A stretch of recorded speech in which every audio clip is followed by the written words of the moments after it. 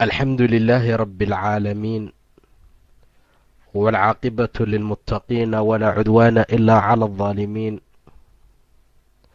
وأصلي وأسلم على نبينا محمد وعلى آله وأصحابه ومن اهتدى بهديه إلى يوم الدين. يا أيها الذين آمنوا اتقوا الله حق تقاته ولا تموتن إلا وأنتم مسلمون. يا أيها الناس اتقوا ربكم الذي خلقكم من نفس واحدة وخلق منها زوجها وبث منهما رجالا كثيرا ونساء، واتقوا الله الذي تساءلون به والأرحام إن الله كان عليكم رقيبا. يا أيها الذين آمنوا اتقوا الله وقولوا قولا سديدا يصلح لكم أعمالكم ويغفر لكم ذنوبكم، ومن يطع الله له فقد فاز فوزا عظيما. أما بعد، hadduu ilaahay yidhaahda subxaana wa tacaala waxaan wax ka tilmaami doonnaa taariikh nololeedkii iyo sidii ilaahay subxaanahu wa tacaala uu ugu talagalay afartaa qofood ee lagu magacaabo khulafaa'u raashidiinta, iyo sida ilaahay subxaanahu wa tacaala uu ugu manaystay inay u sii adkeeyaan oo ay u sii wadaan diinta habkii nebiga u wadi jiray sala allahu calayhi wasalam markii uu dhintay ka bacdi. afar ayay ahaayeen oo waa abubakar iyo cumar iyo cuhmaan iyo cali bni abi taalib radia allahu canhum. afartaasi qaasa ayuu kula dardaarmay nebiga ilaa ummadda uu ku yidhi facalaykum bisunnatii, waxaad laasimtaan ood qabsataan oo aad ku dadaashaan sunnadayda iyo khulafaa'u raashidiin sunnadooda. goosdambeedka ku qabsada ayuu yidhi hayay idinka fakanin, sababtu waxay ahaayeen khulafadii ama nimankii hanuunka iyo khayrka wanaagga ku waday markii nebiga dhintay ka bacdi. sidaa darteed waxaannu ka bilaabaynaa abubakar bacdama uu yahay ninka asaga ugu horeeya khulafaa'u raashidiin, ninkii ugu horeeyey khaliifada ka bedelay qabtay markuu nebigu dhintay ka bacdi.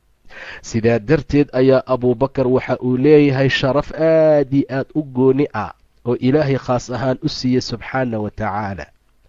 abubakar ilaahay ha ka raadi noqdee waxa uu ku dhashay magaalada maka, magaciisana waxaa la oran jiray cabdullaahi ibni abi quxaafa amase cabdullaahi ibni cuhmaan ibnu caamir bin kacab. ninka noocaasa ayuu ahaa, laakiin xilligii jaahiliga waxaa loogu magac dari jiray ayaa la yidhi oo la oran jiray cabdilkacbata bin cuhmaan bin caamir, rasuulka cabdilaahi u bixiyey sala allahu alayhi wasalam. waxa uu ku dhashay saan soo tilmaanay magaalada maka kuna barbaaray. hooyadii salma binti sakhr ayaa la oran jiray waa umulkhayr. sidaa darteed waxa uu dhashay 2 sano iyo bar kadib markii ay dhacday waqcadii ama imtiqaana dhacdadii caamulfiil. caamulfiil ayuu ka dambeeyey 2 sano iyo dhowr bilood. sidaa darteed ayaa waxaan ka fahmaynaa meesha abubakar inuu ka yaraa 2 sano iyo waxoogaa ama 2 sano iyo bar taqriiban rasuulka sala allahu calayhi wasalam. nebi dhashay caamulfiil, laakiin abibakar 2 sano iyo bar ayuu ka dambeeyey ama 2 sano iyo dhowr bilood ayuu markaa ka dambeeyey caamulfiil.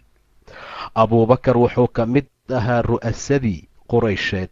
wuxuu ahaa nin xabiib ah ama muxabib ahoo aad looga jecel yahay magaalada. zaahid ayuu ahaa, dulqaad badan, shujaac ayuu ahaa, geesi ah. wuxuu ahaa nin kariim ah oo raxiim ah oo ra'uuf ah. abubakar radia allahu tacaala canhu wuxuu ahaa oo kale rajulan shariifan caaliman, nin shariif ahoo caalim ah kuna cilmi badan oo aad u yaqaana nasabyada quraysh. wuxuu ahaa taajir ganacsado ah. wuxuuna dadka kula mucaamali jiray mucaamalad aad iyo aad markaa u wanaagsan. abubakar radia allahu tacaala canhu wuxuu ahaa baa la yidhi rajul abyadu lown, midabkiisu uu cad yahay, haddana ah nin naxiifuuljismi, caata ah ayuu markaa ahaa abubakar radia allahu tacaala canhu. saxaabada oo dhan ninka ugu ajwadsan ee ugu saqisan ee ugu gacan furanna markaa wuu ahaa radia allahu tacaala canhu. abubakar ninka lagu magacaabo khayrka iyo wanaagga ayuu ummaddaa kula dhex jiri jiray. waxa uu ahaa cumrigiisa mar allaale markuu islaamayay 37 jir. sidaa darteed ayaa islaamka waxa uu ku dhex noolaa 26 sannadood ayuu islaamku ku dhex jiray. wuxuu ahaa odayaasha qureysheed midka aad iyo aad loogu jecel yahay. wuxuu aad u koobaysaan soo tilmaanay uu si fiican u yiqiinay ansaabta qabaa'ilka oo dhan, akhbaarta carabta. sidaa darteed bay carabta qureysheed waxay ku naanaysi jireen bicaalimi quraysh. quraysh caalimkoodii ayaa la dhihi jiray abubakar. wuxuu ku sifoobay ama naftiisa uu ka xaaraantinimeeyey xilligii jaahiliga ah. waxa uu naftiisa ka mamnuucay ee uu u diiday uusan weligii isticmaalin cabitaanka khamrada. khamrada mausan cabi jirin, asnaamtu wax uma gowrici jirin. waxyaabo fara badan oo dhaqanka jaahiliga ka mid ah ayuu nadiif ka ahaa. waayo xadiis baa hadhow tilmaami doona.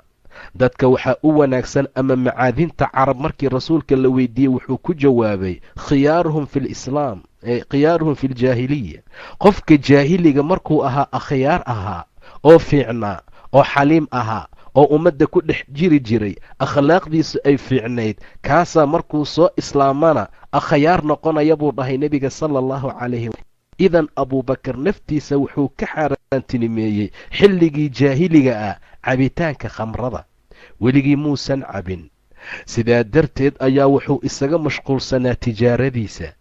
abubakar ilaahay ha ka raadi noqdee waxa uu jamciye tharwa iyo xoolo aad i badan, ilaa uu ka mid noqday quraysh dhexdeeda dadka ugu xoolaha badan.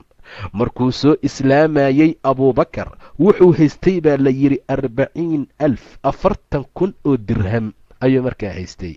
waan arki doonaa meeshuu ku bixin doono markuu soo islaamay, sida uu xoolaha markaa u geli doono. rasuulkaa ku naanaysay ama ku laqabay maalin catiiq. inuu saas u fiiriyey ayuu rasuulku yidhi haadaa catiiqullah min annaar. kani waa midka ilaahay uu ka xoreeyey naarta subxaana wa tacaala. abubakar asagoo intii jaahiliga lagu jiray oo islaamka uusan weli imaanin oo islaamkii weli aan lagu soo dejinin, nuurkii hidaayada aan weli ka soo bidhaamin magaalada maka, ayuu qiimaha iyo wanaagga iyo taariikhda fiican uu lahaa.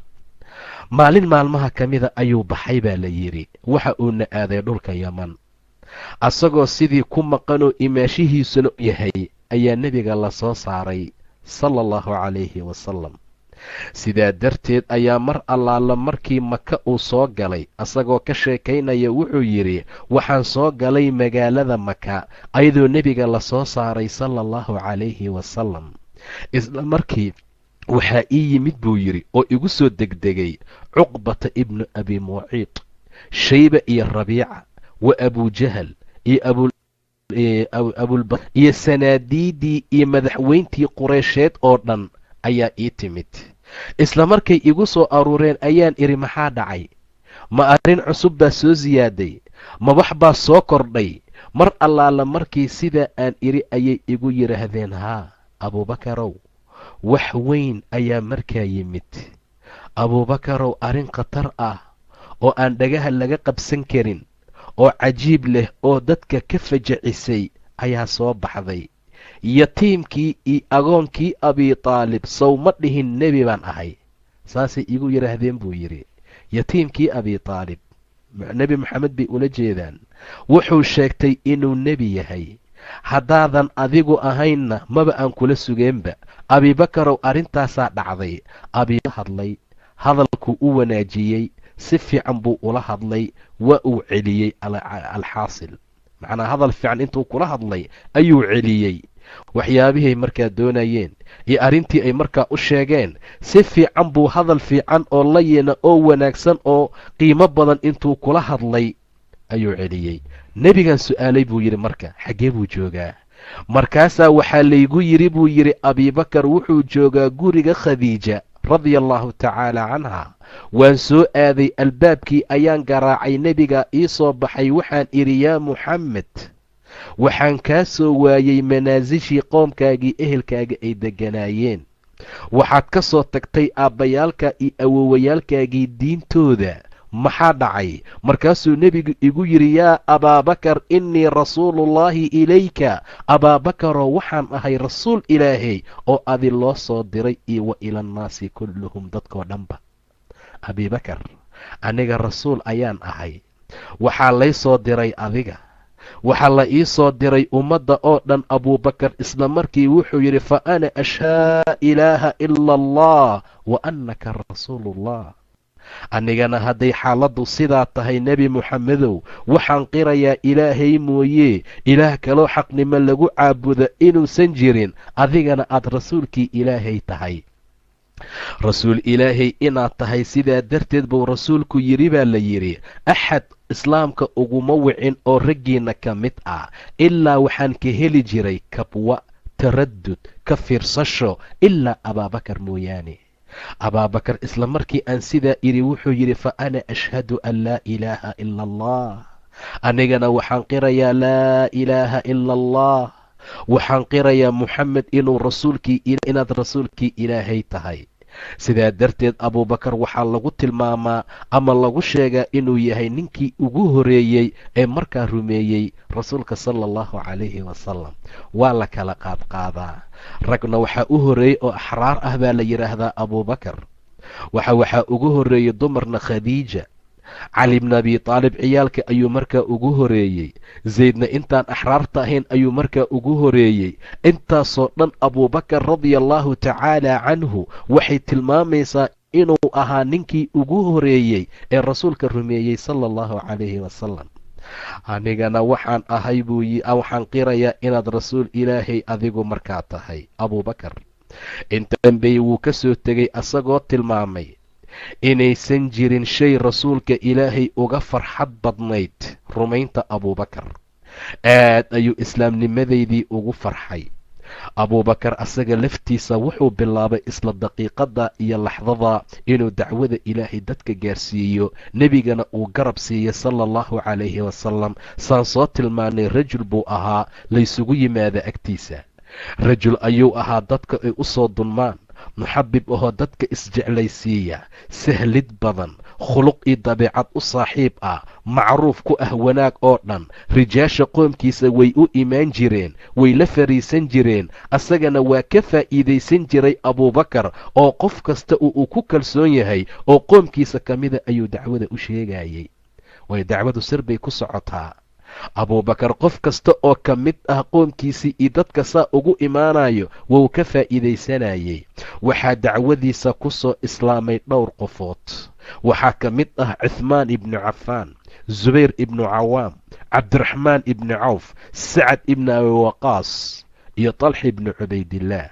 waa shantaba waxay ka mid yihiin 10kii jannada loogu bishaareeyey. 5 ka mid ah waaye.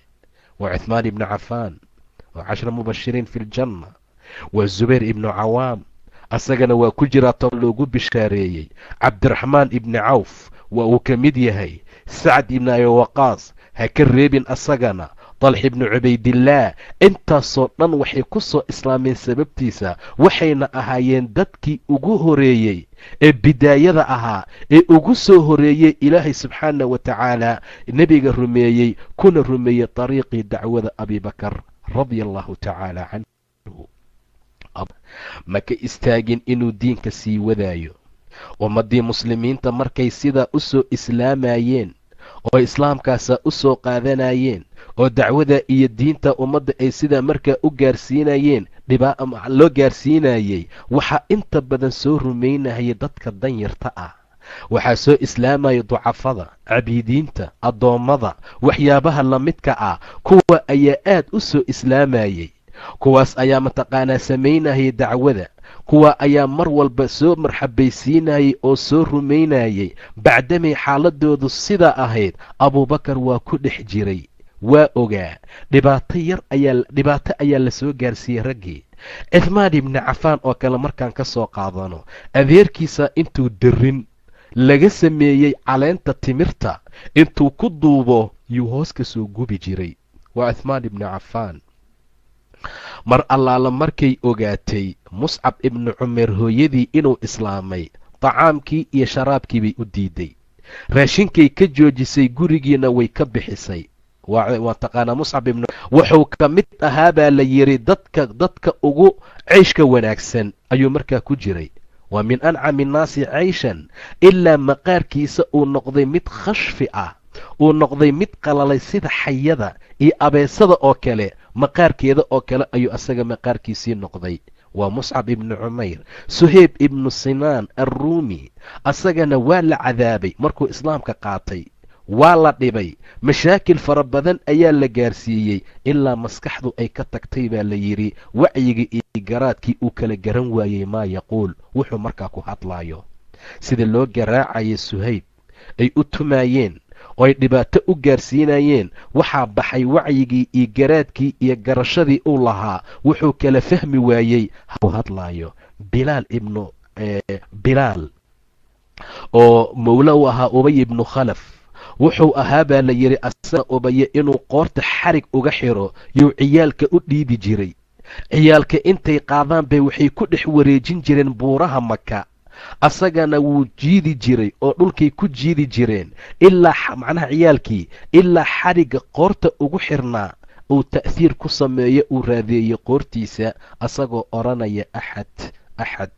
ubayibna wuu garaaci jiray, markuu macnaha wuu xiri jiray, markuu aad u xiru xargaha ku adkeeyuu garaaci jiray, uu ku garaaci jiray bilcasaa ul.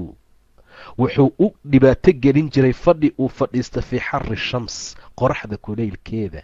dhibaato fara badan ayaa markaa la gaarsiinayay. abaabakar saasuu u dhex wareega, waa fiirinayaa, waa eegayaa dhibaatada dadka lagu haayo iyo sida markaa ay yihiin. camaar ibnu yaasir oo mawla u ahaa libani makhsuum wuu islaamay asaga iyo aabbihii iyo hooyadii. mushrikiinta uu madax u ahaa abujahal waxay u soo bixin jireen bacaadka kulul ee maka. mar allaala marka bacaadku u adkaado ama uu kululaado way cadaabi jireen kuleelkeeda. nebigaa ku soo mari jiray sallallahu calayhi wasalam, markaasuu oran jiray sabran aala yaasir fa ina mawcidakum janna. iska sabra aala yaasiro, mawcidkiinu waa jannada. meesha mawcidkii ballanta markaa idiin ahna waa sida. aflax oo mawla u ahaa libani cabdidaar wuxuu ka qayb qaatay, asaga reer bani asdina wuu ahaa. intay soo bixiyaan marka la gaaro maalinta bartamaheeda iyo nuska maalinta ayaa lugaha waxay uga xirxiri jireen qayd bir markaa ka samaysan, way dhardhigi jireen. markay dharkoo dhan ka dhigaan ayay dahriga iyo dhabarka waxay ka saari jireen dhagax adag ilaa uu dhaqdhaqaaqi waayo. saasuu ku sugnaa xataa laa yacqil, ilaa uu caqli miir daboolmo oo markaa uu caqligiisii baxo. khabaab binu arad wuxuu mawlow ahaa umu anmaar, gabadha la yidhaahdo reer khusaaci ah. nin xadaad ah oo birtumo ayuu ahaa. markay ogaatay inuu islaamay way cadaabtay, weliba biraha uu tumayay mid ka mida intay soo qaaday dab ay dhabarka ka saari jirtay. dabka kulaylkiisa waxaa demin jiray dheecaanka dhabarkiisa markaa ka yimaada. khabaab binu arad. zaniira gabadha lagu magacaabo ama ayay ahayd oo reer ruumi ah, way islaamtay, ilaahay dartii baa loo cadaabay. dhibkii cadaabka ayagoo ku hayay indha beeshay. markay indhool noqotay ayay yidhaahdeen arrintan waxay kaaga timid oo kaa asiibtay, waa ilaahyaalkaad ka tagtee laata iyo cuza. markaasay tiri laa wallaahi maa asaabanii, wax igama soo gaarin kuwa, laakiin wax ilaahay xaggiisa ka yimid waaye. haddii ilaah wuu ii furi karaa. habeenkii bay seexatay, subaxdii zaniira waxay soo kacday indhaheedii oo furan. markaasay yidhaahdeen quraysh waa qayb ka mid ah sixirkii moxamed. intaasoo dhan iyo cabiidooyinka gabadha lagu magacaabo ee umu cubays, nahdiye iyo gabadheeda, cadaabkaas oo faraha badan iyo dhibaatadaasaa la gaarsiiyey. abibakar wuxuu bilaabay inuu soo iibiyo marka addoommada. dadkaa dhibaatada lagu hayo inuu soo iibiyo oo isla markii uu xoreeyo. waa iibiyaa wuu xoreeyaa, waa iibiyaa wuu xoreeyaa. aabbihii ayaa ku canaantay oo mar allaala markuu arkay inuu addoommadan xoraynayo, aabbihii baa ku qayliyey. markaasuu yidhi, war doqon yahow abuubakar, intiinaysa dadka ducafada ah maad xoraysid rijaal xoog badan oo ku difaaca. markaasuu abuubakar yidhi, aabbe ani waxaan doonayaa ama arrintan aan u doonayaa waa ilaahay wejigii subxaana wa tacaala. markaasuu ilaahay qur'aan soo dejiyey abuubakar lagu ammaanayo, fa andartukum naaran taladaa laa yaslaaha ila alashqaa alladii kadaba watawalla. fa andartukum, waxaan idinkaga digaynaa dadkiinan dadka cadaabaya oo muslimiintii ilaahay rumaysay dhibaatada ku hayo. fa andartukum naaran taladaa, naar holcaysa buu yidhi ilaah subxaana wa tacaala. laa yaslaaha, ma gala ila alashqaa, shaqiga madaxa adag mooyaane. waa kee alladii kadaba watawallaa. wasayujannabuha alatqaa, waxaa ka fogaada oo ka dhaqaaqa naartaa taqiga. wasayujannabuha alatqaa alladii yu'tii maalahu yatasakaa wamaa liaxadin cindahu min nicmatin tujza. abuubakar markuu wax xoraynaayo uma xoraynayo abaalgud inuu hadhow ku helo, ila ibtiqaa'a wajhi rabbihi alaclaa, laakiin wuxuu raadinayaa allaha sarreeya wejigiisa, walasawfa yardaa. dib dambe ayuuna raalli u noqonayaa abuubakar. abuubakar waa raalli noqonayaa, saasuu ilaahay ku soo dejiyey subxaana wa tacaala. abuubakarna sidiiq laftigiisa lama dhaafin in dhibaato la gaarsiiyo. nin dhibaato markaa la gaarsiiya lama dhaafin. ninka lagu magacaabo nawfil bin khuwaylad alcadawiy, asaga iyo talxi bnu cubaydilah buu soo qabtay. wuu isku xiray baa la yidhi abuubakar iyo talxa. markuu isku xiray wuxuu ka manciyey u diiday salaadii iyo diintii inay ku socdaan, amarka ilaah inay wataan, khayrka ay markaa ku socdaan. xaaladaasuu markaa u diidoo meel buu dhigay.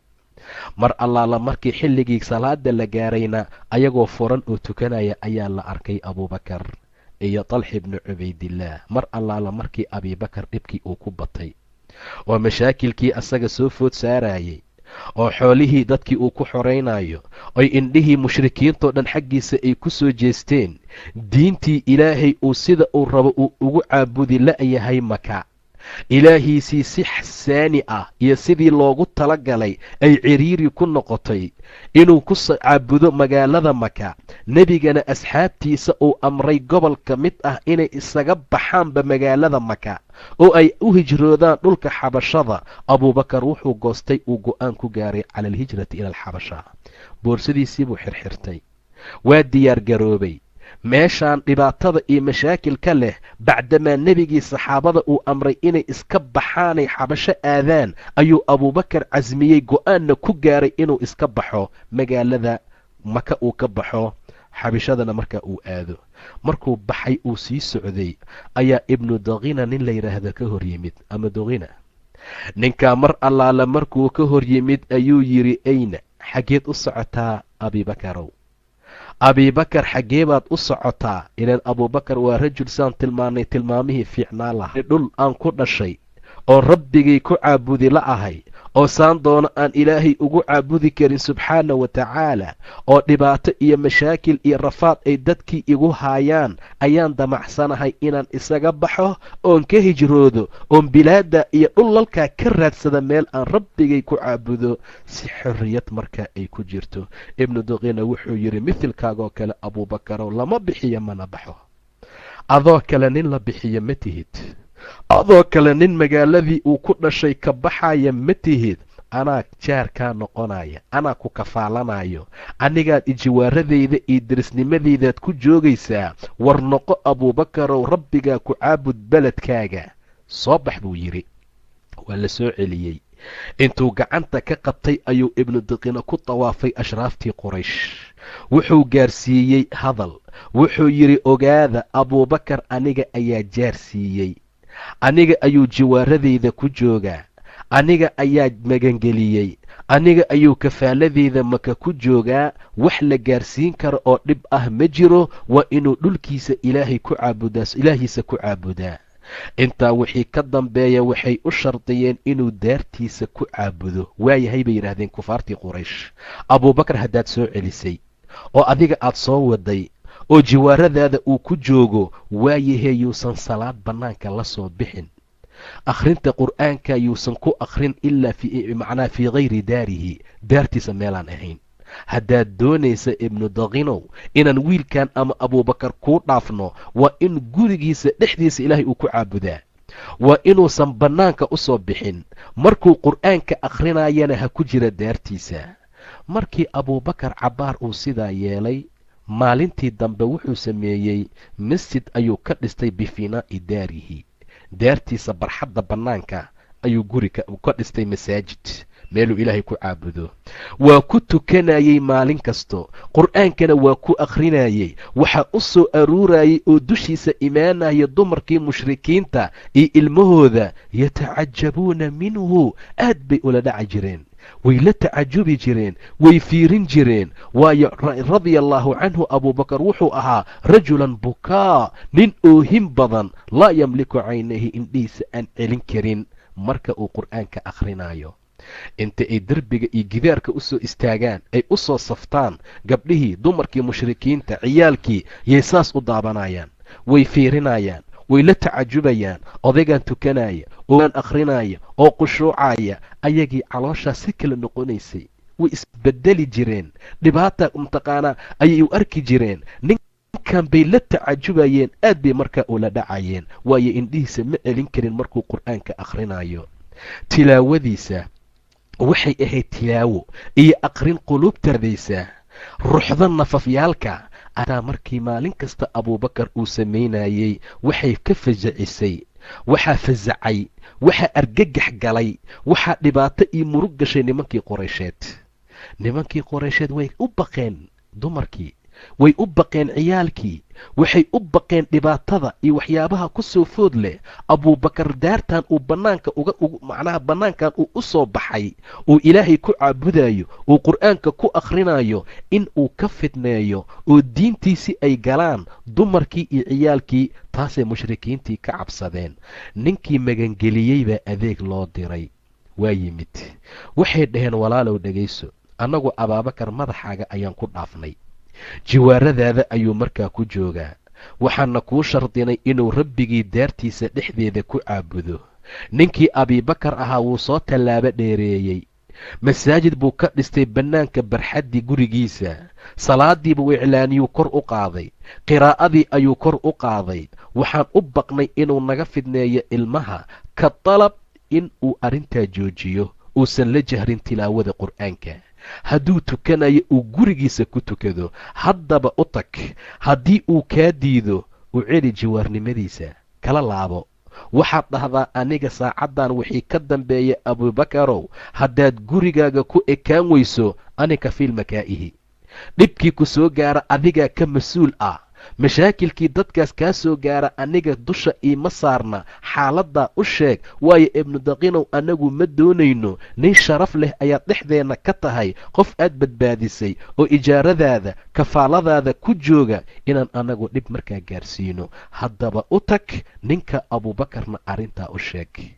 abiibakar buu u yimid radia allaahu tacaala canhu, arrintii ayuu la socodsiiyey. saaxiib dhagaysuu yidhi, waxaan aniga kuu ijaareeyey oon kuu magangeliyey ma aha inaad bannaanka ilaahaaga ku caabuddo, maaha la dheerayso, waa inaad gurigaaga dhexdiisa ilaahaaga aad ku caabuddaa, waa inaad bannaanka u soo bixin, waa in mataqaanaa waxyaabaha aad akhrisanayso hoos ahaan aad u akhrisataa. haddaad saas yeeli weysa abiibakarow, waxaan kaala laabanayaa jiwaaradayda, kafaaladeydaan kaala noqonayaa. saacaddan wixii ka dambaysa ogow, anigu kafiil makaa noqonaye. radia allaahu tacaala canhu abuubakar muxuu yidhi, jawaabta uu bixiyey maxay noqotay, innii bijiwaari illaahi wa rasuulih, aniga saacaddan laga bilaaba ilaahay magantiisii kafaaladiisaan ku joogaa buu dhahay. wa aruddu ilayka bijiwaarika, hoo qaada buu dhahay jiwaaradaada. ilaahay hoosu caabud iyo qur'aan lama jahri kartid iyo haddii aad waxyaabahaa keentay, saacaddan wixii ka bilowday ilaah baa kafiil iga ah subxaana wa tacaala. saacaddan wixii ka bilowda nin fiican baad ahayd, waad i hagaajisay, waad i qiimaysay, in badan baad i soo celisay, laakiin haddaad keentay kafiilkaami ihi iyo haddaad saa yeesho iyo haddaad qur'aanka mataqaanaa kor u qaadda iyo haddaad arrimooyinkanba haddii aad la timid, hoo buu yidhi kafaaladaada waa kugu wareejiyey, saacaddan wixii ka bilowda waxaad iga tahay ma jiro, jiwaarada ilaahay ku joogaa sala allahu calayhi wasalam. abubakar wuu iska istimraaray, ilaahay ha ka raadi noqdee, asagoo sidaa isaga dhex jira gurigiisii wuxuu ka dhigtay ama uu ka samaystay meel uu kula jahro qur'aanka akhrintiisa. waxaa u soo aruurayay agtiisa dad fara badan say qiraa'ada u dhagaystaan, waayo wuxuu ku akhrinayay qiraa'o khushuuc leh, oohin ku jirta, tadabbur markaa leh. arrintaasna waxay sababtay inay soo islaamaan dad fara badan, inay ku soo islaamaan oo mushrikiinta markaa ka mid ah. abubakar radia allahu tacaala canhu maka ayuu iska sii joogay, asaga iyo nebiga sala allahu calayhi wasalam ummadda ayay diinta gaarsiinayeen.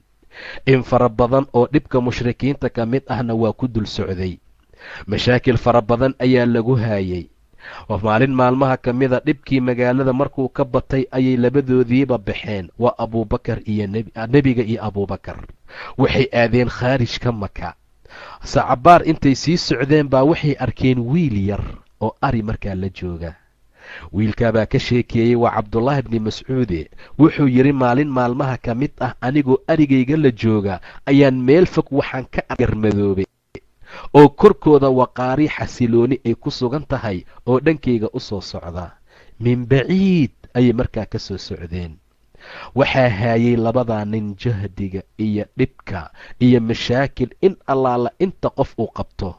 waxaa ku adkaaday dushooda addama, waa haraad, macnaha oon badan ayaa markaa haayay, ilaa faruurahoodu ay qalaleen oo curuuqda iyo dhuuntooda ay qallashay ayay isoo dul istaageen, way isalaameen. waxay i dhaheen yaa ghulaam axlib lanaa min haadihi shiyaah, riyooyinkan mid nooga liso aan ku damina oonka nahayo, xididadeenna qalalay aan ku qoyno. ma idiin samayn kari baan idhi buu yidhi, ma idiin samayn kariyo ariga animalihi, mu'tamin baan ahoo waa laygu aaminay. labadii nin laba nin oo fiicfiican bay ahaayeen, hadalkayga iguma inkirin, qowlkayga way xaqiiqsadeen. laakiin labadii nin mid ka mid ah ayaa wuxuu igu yidhi waxaad i tustaa ri yar oo aan weli faxli gaarin, macnaa ri yaroo weli aan la boodin oo orgi uusan boodin, oo wax caano ah waxyaabo aan markaa lahayn, itus. waxaan u ishaaray buu yidhi cabdullaahi bni mascuud ri yar oo meesha u dhoweyd. markaasuu u tegey, wuu qabtay, wuu dabray, candhada ayuu saa uga masaxay, wax buu ku aqriyey, bismillaahi ayuu yidhi. anigana waan eegayaa anuu aad ula yaaban. nafteyda waxaan iska idhi goormee riyooyinka yaryar oo aan faxligii abaahinta aan gaarin ay caano yeesheen. isla markii candhadii rida waxaa ka soo caano wuu soo lisay. markaa kabacdi buu asagii cabay, ninkii kana cabay, oo mar allaala markii caanaha badan ay ka yimideen anigana waxbay iga siiyeen anoon weliba sigaynin. markaa rumeeyo waxaa markaa dhacaya ninkii mubaarika ahaa ee barakaysnaabaa ridii wuxuu ku yidhi war laab oo dib u celi caanahaaga. candhadii baa noqoto dib u noqotay ilaa sideedii hore ay markaa noqotay. waxaan ku idhi war nin yahow ibar qowlkii aad tiri, ghulaam la baraya oo mucallima ayaa tahay. ayay markaa igu yidhaahdeen. labadaa nin waxay kala ahaayeen ee kuhuulada ah ee garmadowga ah, nebiga sala allahu calayhi wasalam iyo abubakar asidiiq radia allahu tacaala canhu. xaalku markuu saa u socday oo arrintu ay saa isku dabagedgedinaysay ayaa waxaa dhacday sanad lagu magacaabo caamulxusni, sanadkii murugada. abu taalib iyo khadiija war dhintay. weliba mar allaala markuu imtiqaana uu dhintay abi taalib ayaa 2 bilood wax la mid ah kadibna khadiijo dhimatay. waa labada qofood ee nebiga sala allahu calayhi wasalam barbaarinayey, gacantana ku haayay, in badanna looga cabsan jiray. nebiga aad ayuu uga murgooday sala allahu calayhi wasalam. maxaa loo bixiyey sanadkii murugada. intaa wixii ka dambeeyo haddana daa'if aaday. daa'if markuu aaday dacwadii iyo diintii xaqa inuu u sheego wuu ku soo faa'idi waayey, way soo ceyriyeen. labadaa markay isugu darsantay oo murugi uu ka buuxsantay ee nebiga ayaa ilaahay waxa uu doonay inuu rasuulkiisa kor u qaado oo la yidhi dhulka haddii lagaa diiday oo tolkaagii ay kaa hor yimaadeen oo aad daa'if aaday oo meel aad ku nasato aad la'dahay hawalwelin mala lagaa jecel yahay ayaa jirta. maxaa lagu sameeyey al-israa waalmicraaj. israa iyo micraaj waa la qaaday rasuulka sala allahu calayh wasalam markaa laga qaaday waxaa la geeyey bayt almaqdis. subxaana aladii asraa bicabdihi laylan min almasjid alxaraami ila almasjid alaqsa aladii baaraknaa xawlahu linuriyahu min aayaatina inahu huwa asamiicu albasiir. waa ilaahii dheelmiyey oo ka qaaday nebi moxamed min almasjid alxaraam waa maka ila almasjid alaqsa masaajidka fog waa bayt almaqdis oo geeyey jus habeenka ka mid ah. asagoo dhan baa la qaaday sala allahu calayhi wasalam. waxaa la soo tusiyey aayaad aad iyo aad u waaweyn. waxaa lagu soo dhoweeyey samaawaadka. malaa'igtii oo dhan baa soo wada dhoweysay. ilaahay ayaa loo geeyey subxaana wa tacaala. fiiri baa la yidhi aayaadkan iyo waxa kaa sarreeya sida laguu jecel yahay, sida laguu soo dhowaynayo. mar kastoo jibriil albaabka garaacdo wuxuu leeyahay waa jibriil yaa kula socda muxamed ma la soo diray? haa, waxaad fahmaysaa in la sugaayey sala allahu calayhi wasalam. dadkan adduunka ku dhagaxyaynaya iyo dadkan sixiroolaa tahay ku dhahaya iyo dadkan majnuunnimada kugu tilmaamaya kugu sheegaya iyo waxba ha uu arkin rasuulka ilaahayow. ma u jeedaa mala'daa sare sida lagaaga soo dhoweeyey oo laguu jecel yahay ilaa jibriil uu ka haray uu yidhi orod rabbigaa sii aad adiga, anigu inta ma dhaafi kara wa in minna ilaa lahu maqaamun macluum. qof kastoo annaga naga mida maqaam uusan dhaafi karin ayuu markaa leeyahay. xaalku markuu meeshaa maraayey rasuulka sala allahu calayhi wasalam isla habeenkii la soo celiyey. subaxii markuu soo kacay ayuu markaa u sheegay ee uu yidhi xaaladaasaa dhacday. xalay waa lay isreeyey, xalay waa lay dheelmiyey, xalay waa lay qaaday, xalay waxaa la igeeyey mala'daa sare baytulmaqdis. ula tacajubeen, ku qooriye iyo ku qayliye iyo ku buuqa iyo xaaladaasaa la wada noqday. ma waxaad leedahay meel aan annagu hal bil u socono bilna laga soo noqdaa juslee lay geeyey oo weliba samaawaadka laysii qaaday? alla abuubakar yaa u sheegay arrintan baa la yidhi. abuubakar baa loo cararay markaasaa loo tegey oo la yidhi abuubakar ayaa dhacday. xaaladaas ayuu leeyahay moxamed saaxiibta war cusub ayuu keenay iga hubiya buu yidhi. marka hore asaga ma yidhi waxaad iga hubisaan inuu in kale xaaladaa keliya iga hubiya. haddii asaga uu yidhi in kaana qaal faqad sadaq, haddii uu yahay mid hadalkaa ku hadlay waaba runtii nebi moxamed sala allahu calayhi wasalam. maalintaas ayaa abaabakar waxaa loogu magac daray sidiiq. id yaquulu lisaaxibihi laa taxzan ina allaha macana. maalintaas buu ilaahay sidiiq uu mataqaanaa loogu magac daray ninka abuubakar la yidhaahdo. weliba rasuulka sala allahu calayhi wasalam markii uu yidhi jibriilow seen qoomku ugu sheegaa way i beenin doonaan, abibakar baa ku rumayn doonee sheeg buu yidhi jibriil calayhi salaam. abuubakar nin cajiib badan buu ahaa. abuubakar nin qiimo badan buu ahaa. sidaa darteed ayuu yidhi marka hore iga hubiya, idinka baytalmaqdisaad sheegaysaa nebi moxamed oo laga qaaday min almasjid alxaraam oo la geeyey ila almasjid alaqsa. war aniga sakan ayaa waxaan ku rumeeyaa min fawqi 7 samaawaat waxyi ka soo dega, kaasaan rumeeyaa. idinka waxaad sheegaysaan qaadad laga qaaday xaramka oo la geeyay bayt almaqdis. laba sama inta udhexaysa meeqaa udhexaysa? waa 500 caam, 500 oo sana loo socdaa. waa meeqa samadood inta ilaahay ka sii jira subxaana wa tacaala waxyi ka soo degayaan ani rumeeyaa buu yidhi. waxaan rumayn waayey ilaahay oo nebi moxamed intuu xaramka ka qaaday baytalmaqdis geeyey subxaana wa tacaala. bacdamay sidaa tahay abuubakar waxaa lagu magacaabay sidiiq. magaalada maka markiisaa loo sii joogay oo abuubakar meel fiican ay u sii marayso, dhibkiina weli markaa jiro. nebiga sala allahu calayhi wasalam baa riyooday. markaasuu yidhi waxaa lay tusiyey daara hijratukum, daarta hijradiina. daartaad u hijroonaysaan waa meel timir u saaxiib ah oo 2 buurood dhexdooda markaa ka mid ah. way fahmeen inay madiino tahay. in fara badan oo hijrootay dhanka madiinay aaday, in fara badanna waxay ka soo noqotay xabashada, waa dhulkii etoobiya. markaasaa waxay u soo noqdeen oo ay soo aadeen dhanka madiino. abaabakar wuu diyaar garoobay, haddana wuu isqabanqaabiyey dhanka madiina inuu aado. rasuulkaa yidhi tartiib calaa rislik, sug ha bixin baa la yidhi, waxaan rajaynayaa in lay idmee, aniga in lay fasaxa ayaa laga yaabaa. abuubakar wuxuu yidhi wahal tarjuu daalika biabi anta wayada iyo aabbahay baan kugu furanaya, arrintaa ma rajaynaysaa? qaala nacam, haa buu dhahay nebiga sala allahu calayhi wasalam. abuubakar naftiisa ayuu u xabisay. intaa ka bacdi rasuulka suu u raaco 2 gaadiid ama 2 faras ayuu calaf fiican siinayey, uu ugu talagalay in marka la baxayo uu markaa u diyaargaraynayay. weliba 4 bilood ayaa daaq fiican la siinayey. mar allaala markii ay quraysh ku kulantay daarta lagu magacaabo daaru nadwa, oo haddana lagu itifaaqay dilka nebiga sala allahu calayhi wasalam, jibriil ayaa fasaxay oo nebiga yidhi saacaddan wixii ka bilowda waad idman tahayee ka bax magaalada maka. haddii mar ciid laysku shuba iyo cayla caaye iyo ay soo dhaaftay oo 10 nin seefaf inta loo dhiibay albaabaha nebiga ay saas u taagan yihiin oy rabaan inay markaa dilaan, wax kale oo la dhowranaya ma jiro, wax kale oo la sugayaa ma laha, gacanna ha qaadin, isaga dhex bax baa la yidhi nebiga sala allahu calayhi wasalam magaalada maka. nebigu wuu baxay wakhti duhur ay tahay, oo dadko dhan ay istariixayaan, oo dadku ay wada jiifaan guryahooda. guriga abibakar buu soo aaday, waa markii la idmay, suu ugu falanqeeyo maraaxisha hijrada.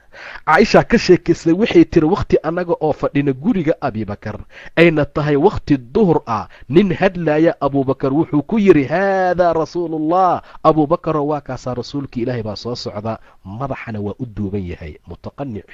saacad bay ahayd uusan nebiga u imaan jirin abuubakar radia allahu tacaala canhu. abuubakar wuxuu yidhi aabbahay iyo hooyaday baan ku furanayaaye nebiga saacaddan wuxuu u yimid arrin. caaisha waxay tiri rasuulkaa soo galay sal alla alayh wasalam, waa loo idmay, wuu soo galay. nebiga abibakar wuxuu ku yidhi bannaanka u bixi waxa meesha fadhiya, ilaan si qarsoodiyaa la rabaa in loo baxo. khito ayaa jirtaa, dad ay raadinayaa soo bixi doona, ilaan wuxuu ka soo badbaaday sariirtii uu jiifan jiray oo la tul taagan yahay, ayaa la yidhi ha seexanin ee cali bni abi taalib ha jiifto. saa darteed wuxuu yidhi si aysan sirta u bixin, abibakarow inta guriga ku jirta bannaanka u bixi, ani adi waa wada hadlaynaa. intaa ka bacdi abuubakar wuxuu yidhi innamaa hum ahlak, waa ehelkaaga, waa qoys tarbiyaysanoo sirna ma bixinayaan, waa guri aad looga jecel yahay, waa guri laga soo dhowaynaya beytka abibakar. sidaa darteed ayaa ilaahay subxaanah wa tacaala wuxuu ku karaameeyey aabbihii, hooyadii, ciyaalkii, wixiisa oo dhan in ilaahay iimaan uu ku arsuqay ahlu janna noqdaan dhammaantoodba. markaasuu dhahay waxba ha welwelin rasuulka ilaahayow, waxaan waa ehelkaagii rasuulka ilaahayow. intaa ka bacdi buu rasuulku yidhi waa lay idmay inaan khuruuj sameeyo oon baxa abuubakarow. abuubakar waa iscelin waaya, isla markii wuxuu yidhi assuxba biabi anta wa ummi, ma ku raacaa? qaala nacam. sala allahu calayhi wasalam way baxeen abuubakar iyo nebiga. markay si degdeg ah uga baxeen si aan loo soo gaarin, waa la dhaqsaday, waa inta uusan fajar ku dhalanin. mar allaala markay gaareen qaarka, waa godka lagu magacaabo qaaru thawr, abuubakar wuxuu yidhi wallaahi rasuulka ilaahayow ma gelaysid ilaa ani aan gala hortaada, wa in kaana fiihi shay, haddii wax dhiba uu ku jirana waa inuu anigu igu dhacaa duunak, adi sokadaada. inta adi dhibka kugu dhici waa inaan aniga galaa. haddii bahal ku jiro, haddii wax cunay uu ku jiro, haddii lagu dhimanayo, marka hore anigaa bilaabaya. abaabakar ayaa galay, fakasaxahu, wuu soo xaaqay, godkii buu soo nadiifiyey, wuxuu ka helay godka dhinacyaalkiisa dulduleelo, macawistiisii dhinac intuu ka soo gooyey yuu googooyey, markaasuu ku cubay duleelihii meesha, wuu ku ooday. intaa ka bacdi wuxuu yidhi rasuulka ilaahayow soo gal. intuusan dhihin ayaa 2 god soo hartay, 2dii god 2diisa lugood buu saas u kala ray, macnaha markuu u waayey maro kale oo la geliyo 2diisa lugood ayuu markaa saaray. 2diisa lugood ayuu sidaa u saaray. ayagoo sidaa u saaran buu rasuulkii allow soo gal. nebiga markaasuu soo galay sala allahu calayh wasalam. madaxiisa wuxuu ku jiifeeyey dhabtii abuubakar, waana hurday rasuulka sala allahu calayh wasalam. ilaa wuu soo guuraynayey. intaa wixii ka dambaysa abuubakaraa lugta laga khaniinay. labadii god mid ka mid ah yaa bahalka weliba sunta khatarta badan leh kow ka soo siiyey abaabakar lugtiisa. walam yataxarak. bahalkaas waa bahal hadduu ku qaniino ama in yar uu jug ku siiya caawo dhan aad qaylinayso. caawoo dhan waxaad haynaysaa cabaad iyo qaylo, ma seexan kartid, ma hurdi kartid. saa darteed walam yataxarak, isma dhaqdhaqaajinin abuubakar. sababtu maxay tahay? wuxuu ka cabsanayaa inuu nebigu hurdada ka soo naxo sala allahu calayhi wasalam. daba inuu soo baraarugo, taasuu markaa ka cabsanayaa. intaa kadib ayaa inta u isceliyey, is adkeeyey, indhihiisii biyaha ka soo daatay, dumuucdii iyo ilintii ayaa wejiga nebiga ku dhacday. markaasuu rasuulku yidhi, maalak yaa abaabakar, maxaa kugu dhacay? waa lay qaninay buu dhahay rasuulka ilaahayo. hooyaday iyo aabbahay baan kugu furanayaaye waa lay qaniinay. nebiga waa ku tufay, xanuunkii uu helayeyna wuu ka tegey. 3 habeen ayay meeshaa markaa ku jireen. quraysh markay ogaatay in ay fakadeen oo ay baxeen ragga, nebigana meeshii iyo sariirtii uu jiifay uu ka maqan yahay, way soo carareen baa la yidhi. isla markii waxay yimideen gurigii abibakar. way garteen inuusan meel kale aadaynin. waxay ogaadeen inaysan meel kale aadaynin. sidaa darteed ayaa waxay yimaadeen oy u soo baxeen gurigii abibakar. markay yimaadeen gurigii abibakar, waa quraysh oo dhan, ilaa beyti abibakar, wa qaracuu baabah, albaabkiisii bay garaaceen. waxaa u soo baxday asma binti abibakar. asma binti abibakar ayaa u soo baxday, iriday ka fureen. faqaaluu laha, waxay ku dhaheen, ayna abuuk, na aaway aabbaha, ayna abuuk. waxay tiri, laa adri wallaahi ayna abi, ilaahay meel uu jira ma ogi, maba aqaanba meeluu aaday. abujahal gacantiisu kor u soo qaaday. wa kaana faaxishan khabiihan, faaxish buu ahaa, khabiithuu ahaa, nin aan xishoonin buu ahaa. falatama khadaha, dhabanka asma ayuu ku dhuftay, latma iyo dharbaax ee dhegadhegihii ugu jiray bannaanka uu u soo baxay, ku dhuftay. dhegadhegihii u xirnaa asma yaa bannaanka markaa u soo baxay, wuu ka soo fuqay. waa xooggii uu ku dhuftay darteed. waa markay tiri, ani ma ogi aabbahay meesha uu jiro. aabbahay meesha uu markaa yahay ma ogi. wuxuu ahaa abijahal, raggu way badnaayeena asaga ugu xumaa. faaxish khabiith ayuu ahaa, maakir aad u dhib badan. markaasuu gabadhii sidaa markaa yeelay, asma radia allahu tacaala canha. mar allaala markii nimankii taaridiintee wax ceyrinayay ay soo kala carareen oo la soo orday oo nebigas iyo abuubakar madaxyadooda 100 halaad la dul dhigay, qaarkii ayay yimaadeen. laakiin ilaahay amarkiisaa soconaya. abuubakar wuxuu yidhi, kuntu maca annabiyi fi lgaar, nebiga la jirkiisaan godka kula jiray, madaxaygan kor u soo qaaday. fa idaa ana biaqdaami almushrikiin, lugaha mushrikiintanba u jeedaa. waxaan idhi, yaa nebiy allah, low anna bacdahum ta'ta'a ra'sah, mid ayay ka mida hadduu madaxa saas u ruxruxo waana arkayaa. rasuulkana wuxuu igu yidhi, uskut yaa abaabakar, shibdhe abuubakarow. 2 allahu haaliثuhumaa, labaan nahay, ilaahay baa 3 nagu ah subxaana wa tacaala. riwaayad kale waxay tihi, maa dannuka b2, maa dannuka yaa abaabakar, abaabakaroo maxaad u malaynaysaa 2 qofoodoo allahu haaliثuhumaa, ilaahay 3 ku yahay subxaana wa tacaala. markii xaaladdii saas ay maraysay oo ay iska dantay naarkii iyo dalabkii iyo gaaladii wax raadinaysay, rasuulkii abuubakar waxay u diyaar garoobeen inay madiine usii baxaan. marka ileen godka waa loogu saandhuminayey, in xarakaadka ay dejiyaan baa la rabay.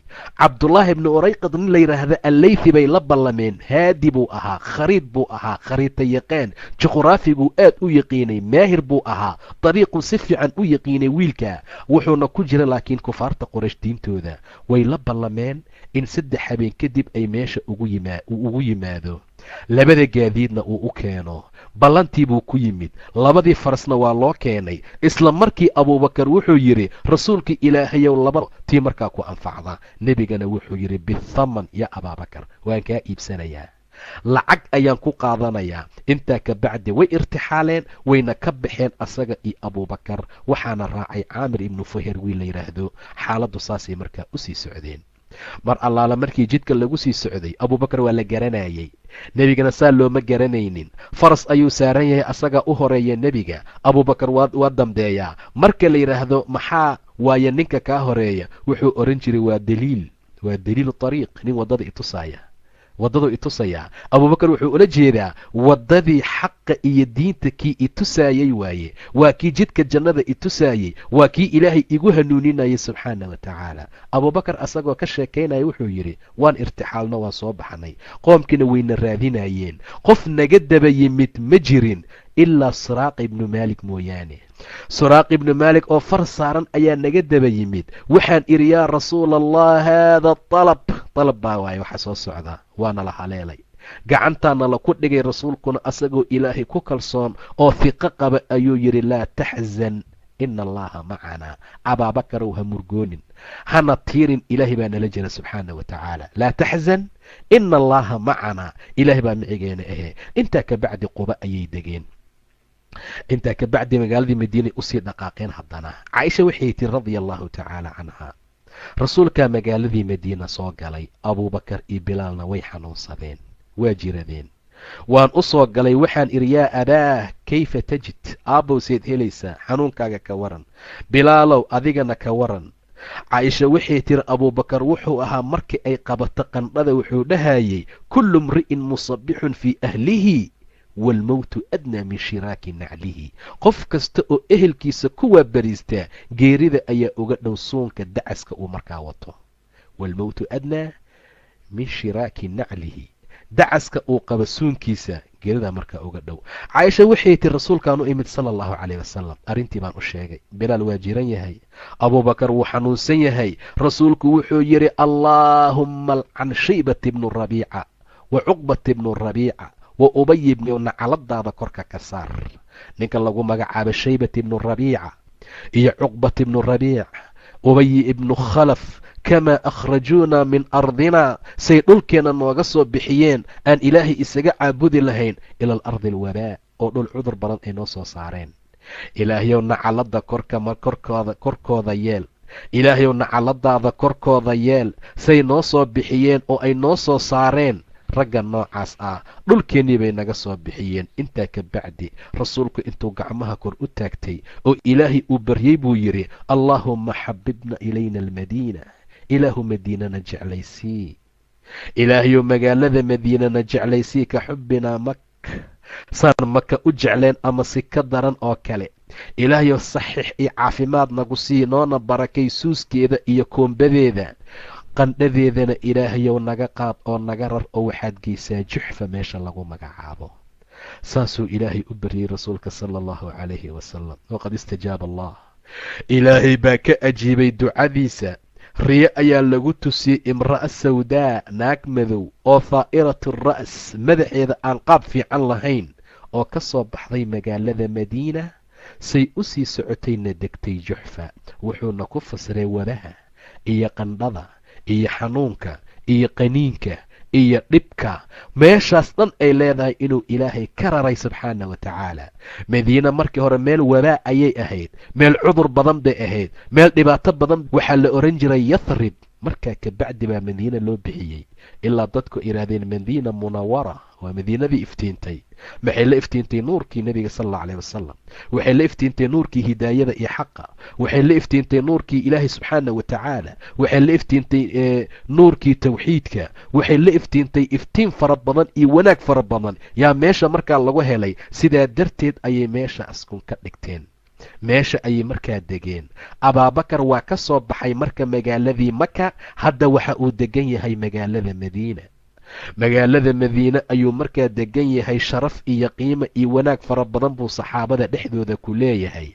nebigaa jaceylka uu u qaba darteed nebigu waxa uu guursan doonaa ama uu guursadayba caaisha radiallahu tacaala canha waa ina abibakar radiallahu tacaala canha waa sidiiqa bintu sidiiq, waa sidiiqad sidiiq uu dhalay, waa sidiiqad sidiiq uu dhalay. yaad u jeceshahay dadka baa la yidhi. caaisha buu yidhi rasuulka sala allahu calayhi wasalam, raggana yaad u jeceshahay? qaala abuuha, heed ayuu rasuulku yidhi sala allahu calayhi wasalam. saa darteed abuubakar qiimaha iyo wanaaggaasuu ku socdaa. waan arki doonaa gebagabada mar allaala marka khaliifada horto iyo mar allaala marka ilaahay subxaana wa tacaala inta nebiga dhinto asaga uu la wareega meesha, halyeynimada, geesinimada, shujaacnimada, sida uu u samayn doonay arrimooyinka faraha badan ee diinta uu u qaban doono iyo muslimiintaba.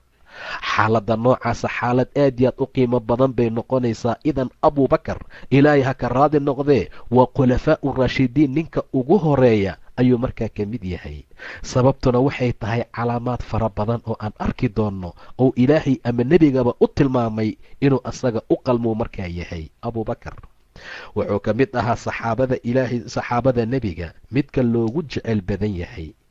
waa bacda rasuul sala allahu calayhi wasalam ummadda ninka ugu qiimaha iyo fadliga iyo wanaagga badan waa abuubakar radia allahu tacaala canhu. waa ummadda nebiga ninka ugu naxariista badan waa abuubakar radia allahu tacaala canhu.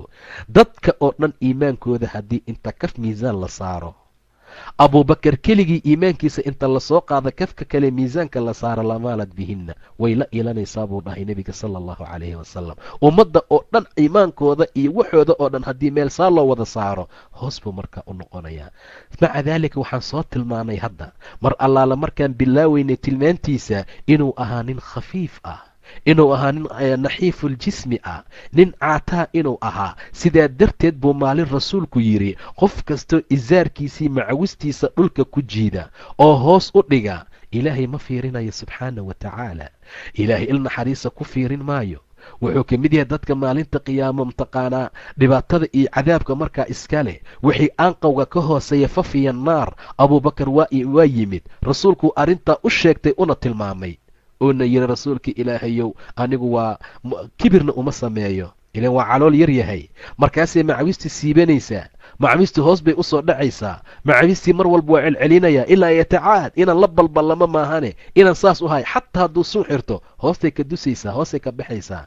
waa tabardarada darteed. saa darteed baa haddii la saaro mataqaanaa camalkiisa iyo iimaankiisa, ilan waa iimaan qawi ah, waa iimaan xoog badan, waa iimaan culus oo adag. haddii kaf miisaan la saaro ummadda ka soo hartay oo dhan camal iimaankooda, haddii kaf kale la saarana way la ilanaysaa buu dhahay oo hoosay markaa la aadaysaa. markuu rasuulku saa ugu sheegay ayuu yidhi adigu ka mid metihid dadka khuyalka iyo kibirka u samaynaya abibakarow. dadka khuyalka iyo kibirka u samaynaya markaa ma tihid. intaa wixii ka dambaysa abibakar magaaladii madiina ayay u soo guureen, meeshay maanta degan yihiin asaga iyo nebiga sala allahu calayhi wasalam. abibakar in allaala intii saxaabaa ee soo hijrootay meeshaasaa markaa laysugu tegay. meeshaasaa marka waxaa laga bilaabayaa oo laga aas-aasayaa dowlad islaami ah. waxaa la aas-aasayaa tababar fara badan oo muslimiinta loo galo oo loo furo. waxaa lagu aas-aasayaa tacliim fara badan oo loo sameeyo.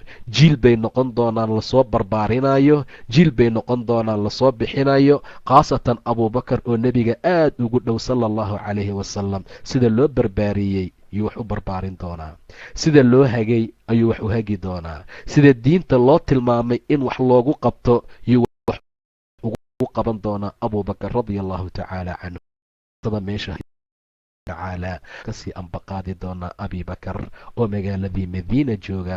wixii meesha uu ku qabtayna waanu arki doonaa haddii rabbi idma. ilaahay baanu ka baryaynaa inuu xaqana waafajiyo, khayrkii wanaagana markaana tuso. wabilaahi towfiiq, wallahu subxaanahu wa tacaala aclam.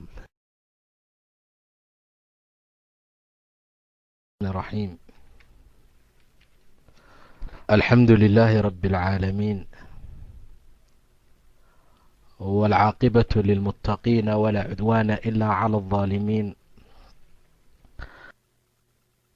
وأصلي وأسلم وعلى آله وأصحابه ومن اهتدى بهديه إلى يوم الدين. أما بعد، waxaan ku jirnay khulafaa urashidiin ka hadalkooda. waxaanu wax ka soo tilmaannay abubakar iyo qaybtiisii koowaad. waxaa noogu soo dambeysay asagoo nebiga la soo halgamay, rafaad iyo dhibaatana la soo maray magaalada maka. intaa ka bacdina lugahooda ay ku soo baxsadeen, godna ay sala allahu calayhi wasalam.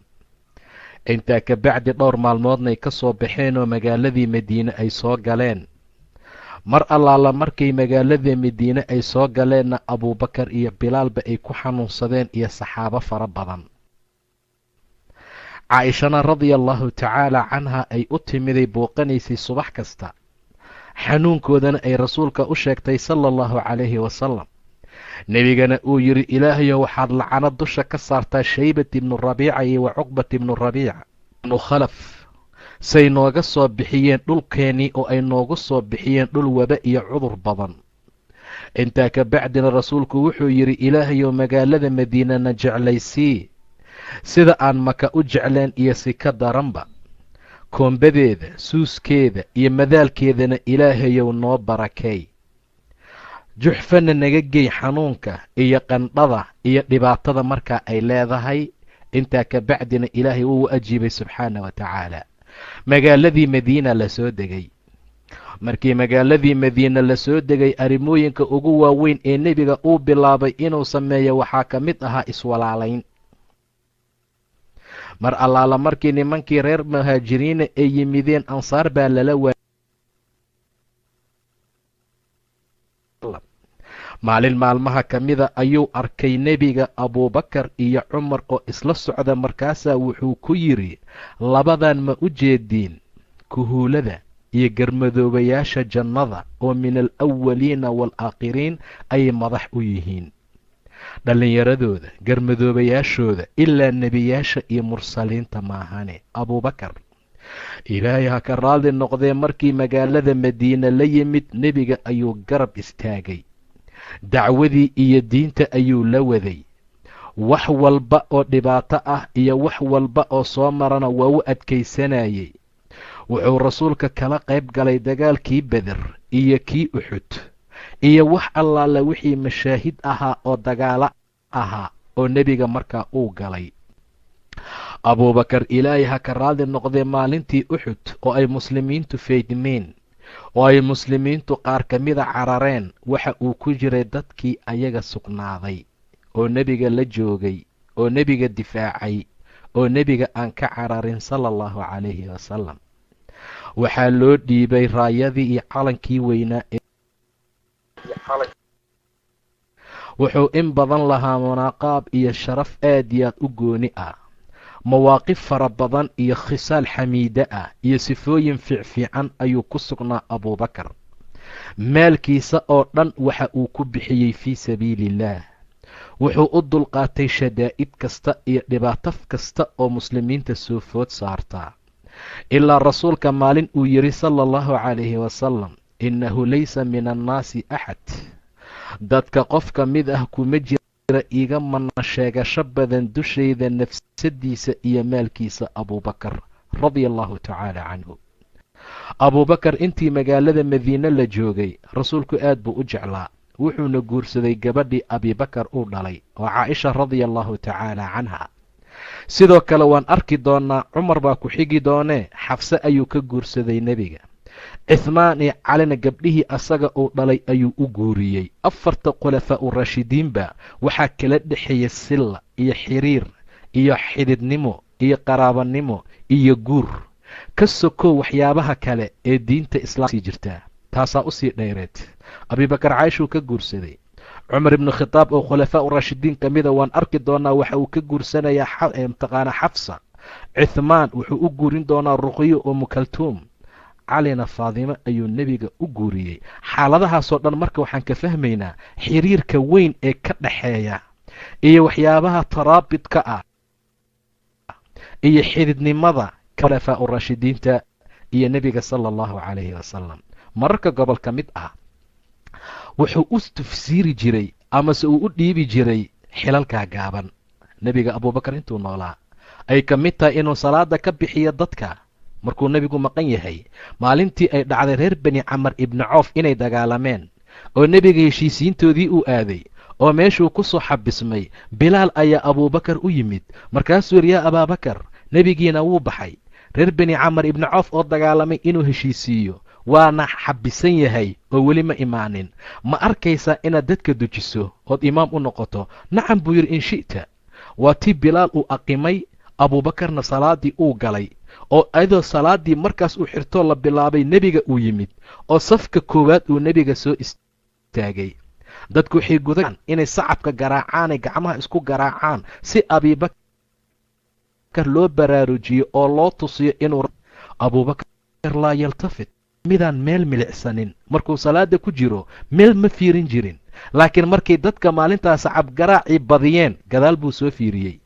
isla markii nebigu arkay oo safkii taagan, markaasuu nebigu u ishaaray, meeshaada joog, meeshaada iska joog buu yidhi. laakiin abuubakar gacantuu kor u taagay, ilaahay buu mahdiyey, gadaal buu u soo noqday, nebigaa hor maray oo dadkii dujiyey. markii salaaddii uu ka baxay ayaa wuxuu yidhi, dadka maa sha'nukum, war maxaa xaaladdiinu ay tahay oo markaad arrin aragteen aad sacabka u garaacdeen? inama tasfiiqu linnisaa, sacab garaaca dumarka iska leh. haddii wax dhibaataa salaaddu ay ku soo dhacdo waxaad dhahdaan allahu akbar, subxaana allah. waayo qofku markuu maqlo subxaana allah wuu intibaahayaa. abuubakar maxaa dhacay wakhtigii gacanta aan ku ishaaray oo aan ku idhi joog meeshaada aad u joogi weysay? abuubakar wuxuu yidhi ibnu abi quxaafa asuu iskula jeedaa, owla uma aha oo uma bannaana inuu nebiga hortiisa dadka ku tujiyo. waa calaamaad tusinaysay nebiga oo nool in la tababarayay abuubakar radia allahu tacaala canhu. maalin maalmaha ka mid ah asaga iyo nebiga oo ka soo laabtay uxud ayaa nin u yimid rasuulka. markaasuu dha rasuulka ilaahayow riyaan arkay xalay, waxaan ku riyooday daruur oo cirka saas u taagan oo soo tifqinaysoy ka soo da'ayso subag iyo malab. waxaan arkay dadkii oo yatakafafuuna minha, gacmo horsanaya. subagii iyo malabkii daruurta ay qubaysay soo daadinaysay yay dadka qaadanayeen. falmustakthir waalmustaqil, dadna wax yar bay la qaadanayeen, dadna wax yar. waxaan arkay buu yidhi riyadii xarig laga soo taagay cirka. xariggii cirku saa uga soo taagan yahay, adigii oo nebiga ahaa xariggii baad qabsatay, waad kortay cirkii, facalowt. haddana nin kalaa yimid, xariggii buu qabsaday, wuu koray. nin saddexaad baa yimid, wuu qabsaday, wuu koray. nin afaraad ayaa yimid, markuu saa u qabtay xariggii fanqatac, xariggii waa soo go'ay. markuu soo go'ay ayaa mar labaad haddana loo soo raariciyey. ninkii wuu qabsaday, haddana wuu sii koray. ee ii fasir. ninkii markuu sidaa yidhi, abaabakar baa yidhi dacnii acbirha yaa rasuul allah, iidaa tan anaa fasiraaye rasuulka ilaahayow, fasirba abuubakarow. wuxuu yidhi daruurta saaran cirka waa islaamnimadii. waxyaabaha ay soo tifqinaysay soo da'aysana waa wixii adiga aad la timid ee hanuunka iyo qur'aanka iyo cilmiga ah. mustaqilkii mustakthirka dadkaa kala qaadqaadanaya in yari in badanna waa sida loo kala iimaan badan yahay iyo sida diinta loo kala baranayo. ninna in badan buu bartaa, ninna in yar buu bartaa. adigii waad kortay, nin kalaa koray, ku saddexaad baa koray. xariggaa waa islaamnimadii, meesha kor loo koraayana waa khayrkii iyo wanaaggii. ee yaa rasuulallah ma cabiray. rasuulku wuxuu yidhi akhta'ta bacdaha, abuubakarow qaarna waad geftay, qaarna waad asiibtay. markaasuu yidhi intii aan gefayey intaan asiibay ii kala sheeg. ma kuu sheegaya buu dhahay nebiga sal alla alayh wasalam. markaasuu yidhi iqsim billaah, ilaahay baan kugu dhaariyay yaa rasuulallah, iyo cabiroo ii sheeg. ha ii dhaarinin buu dhahay rasuulka sal alla alayh wasalam. marka meelaha waxaad ka fahmaysaa in abibakar uu nebigu tababar ku haayey intii magaalada madiina markaa la joogay. aad buu u khayr badnaa abuubakar. cali bn abi aalib wuxuu yidhi, alaa ina abaabakar muniibu lqalbi, waa nin qalbigiisa muniib ahaa, qalbi noqosho badan ayuu lahaa. abuubakar wuxuu yidhi waxaan jeclaysan lahaa inaan noqdo shacratan fii janbi cabdin mu'min, hal tin oo ku taala addoon mu'mina dhinaciisa. yaa laytanii, shallaytadaydii maxaan u ahaan waayey geed ay xayawaanku cunaan, geed shajar tacdud uma ta'kul, baxay oo haddana la cunay, si aan qiyaamo lay qabsanin. xaaladahaasoo dhan abaabakar waxay tilmaamaysaa sow ilaahay ugu dhowaa subxaana wa tacaala, khayrka iyo wanaagga uu u samayn jiray. abuubakar wuxuu lahaa baa layidhi mamluuk, addoon, waxbuu u soo qaraabi jiray. maalin maalmaha ka mid ah ama habeen habeennada, isla markii abuubakar tacaamkii loo keenay fatanaawalahu min wuu cunay, luqmad buu ka qaatay. addoonkii baa wuxuu yidhi maalak, maxaa dhacay? habeen kasta wax aan kuu keen waad i weydiin jirtay, xaggeed ka keentay? intee ka soo shaqaysay? xalaal miyaa? waad i weydiin jirtay. walam tas'alnii alleyl, caawa ima weydiinin, caawa ma i weydiin, waad iska cuntee, maxaa dhacay? abuubakar wuxuu yidhi xamalanii calaa daalika aljuuc, baahi baa igu xambaartay buu yidhi, caawa aad baan u baahnaa, wuuna soonnaa. min ayna ji'ta bi haada, xaggee ka keentay waayahe? waxaan soo maray buu yidhi qoom wakhtigii jaahiligan wax u tufay, markaan u tufay kabacdi bay i wacdiyeen, ballan ii dhigeen. caawaan soo maro wixii ay riwaayad kale waxay tidhi kahaano ayaan u sameeyey, macnaha faal ayaan u sameeyey. markaa kabacdi baa dayn aan ku lahaa bay iga soo siiyeen, waa midka aad cuntay. abuubakar wuxuu yidhi uffin lak kidta tahlakanii, uf baa kuu sugnaaday io qurun, waxaad isigtay inaad i halaagto. gacanta ayuu afka geliyey ilaa dhuunta uu gaaray. wuxuu guda galay inuu soo matajiyo wax allaala wixii ku tegey oo caloosha markaa u galay. wax baa soo bixi waayey, ma bixin karo ilaa in biyo lagu shubo maahane. biyuu soo qaaday, biyuu ku shubay, wuu cabay in yar, markaasuu haddana afka geliyey, wuu soo bixiyey wax allaala wixii markaa ku jiray. markaasaa loo yidhi yarxamuka allah, abuubakarow ilaahay ha kuu naxariisto, waxaan oo dhan ma waxaad u samaynaysaa luqmad afka? kaasuu abuubakar yidhi wallaahi haddaysan soo saari lahayn ilaa inay nafsadeyda ay soo baxday aan dhinto, ayadana ay soo raacdo, ilaa heerkaas aan gaaro waan samayn lahaa buu yidhi. waayo rasuulkan ka maqlay asagoo dhahaya jasad walba oo ka soo barbaaray min suxtin xaaraan fannaaru awlaa bihi, naartaa ku awliyeysan in lagu rido. waxaan ka cabsaday cadkaas yar ee i galay luqmada in jasadkayga ay la korto oo hadhow ma'wadkaygu uu naarta markaa noqdo, taasaan ka cabsaday buu yidhi. manaaqib fara badan oo aan la soo koobi karin ayuu abuubakar lahaa. wakhti nebiga uu jibriil la fadhiyo maalin maalmaha ka mid ah, abuubakar baa meesha soo maray. markaasuu jibriil yidhi haadaa abuubakar, maxamedow abuubakar waaye, meeshaan buu marayaa. markaasuu rasuulku yidhi atacrifuhu yaa jibriil, jibriilow abuubakar ma taqaanaa? qaala nacam, haa, waayo samada ehelkeeda ayaa ka garasho badan dadka arlada jooga.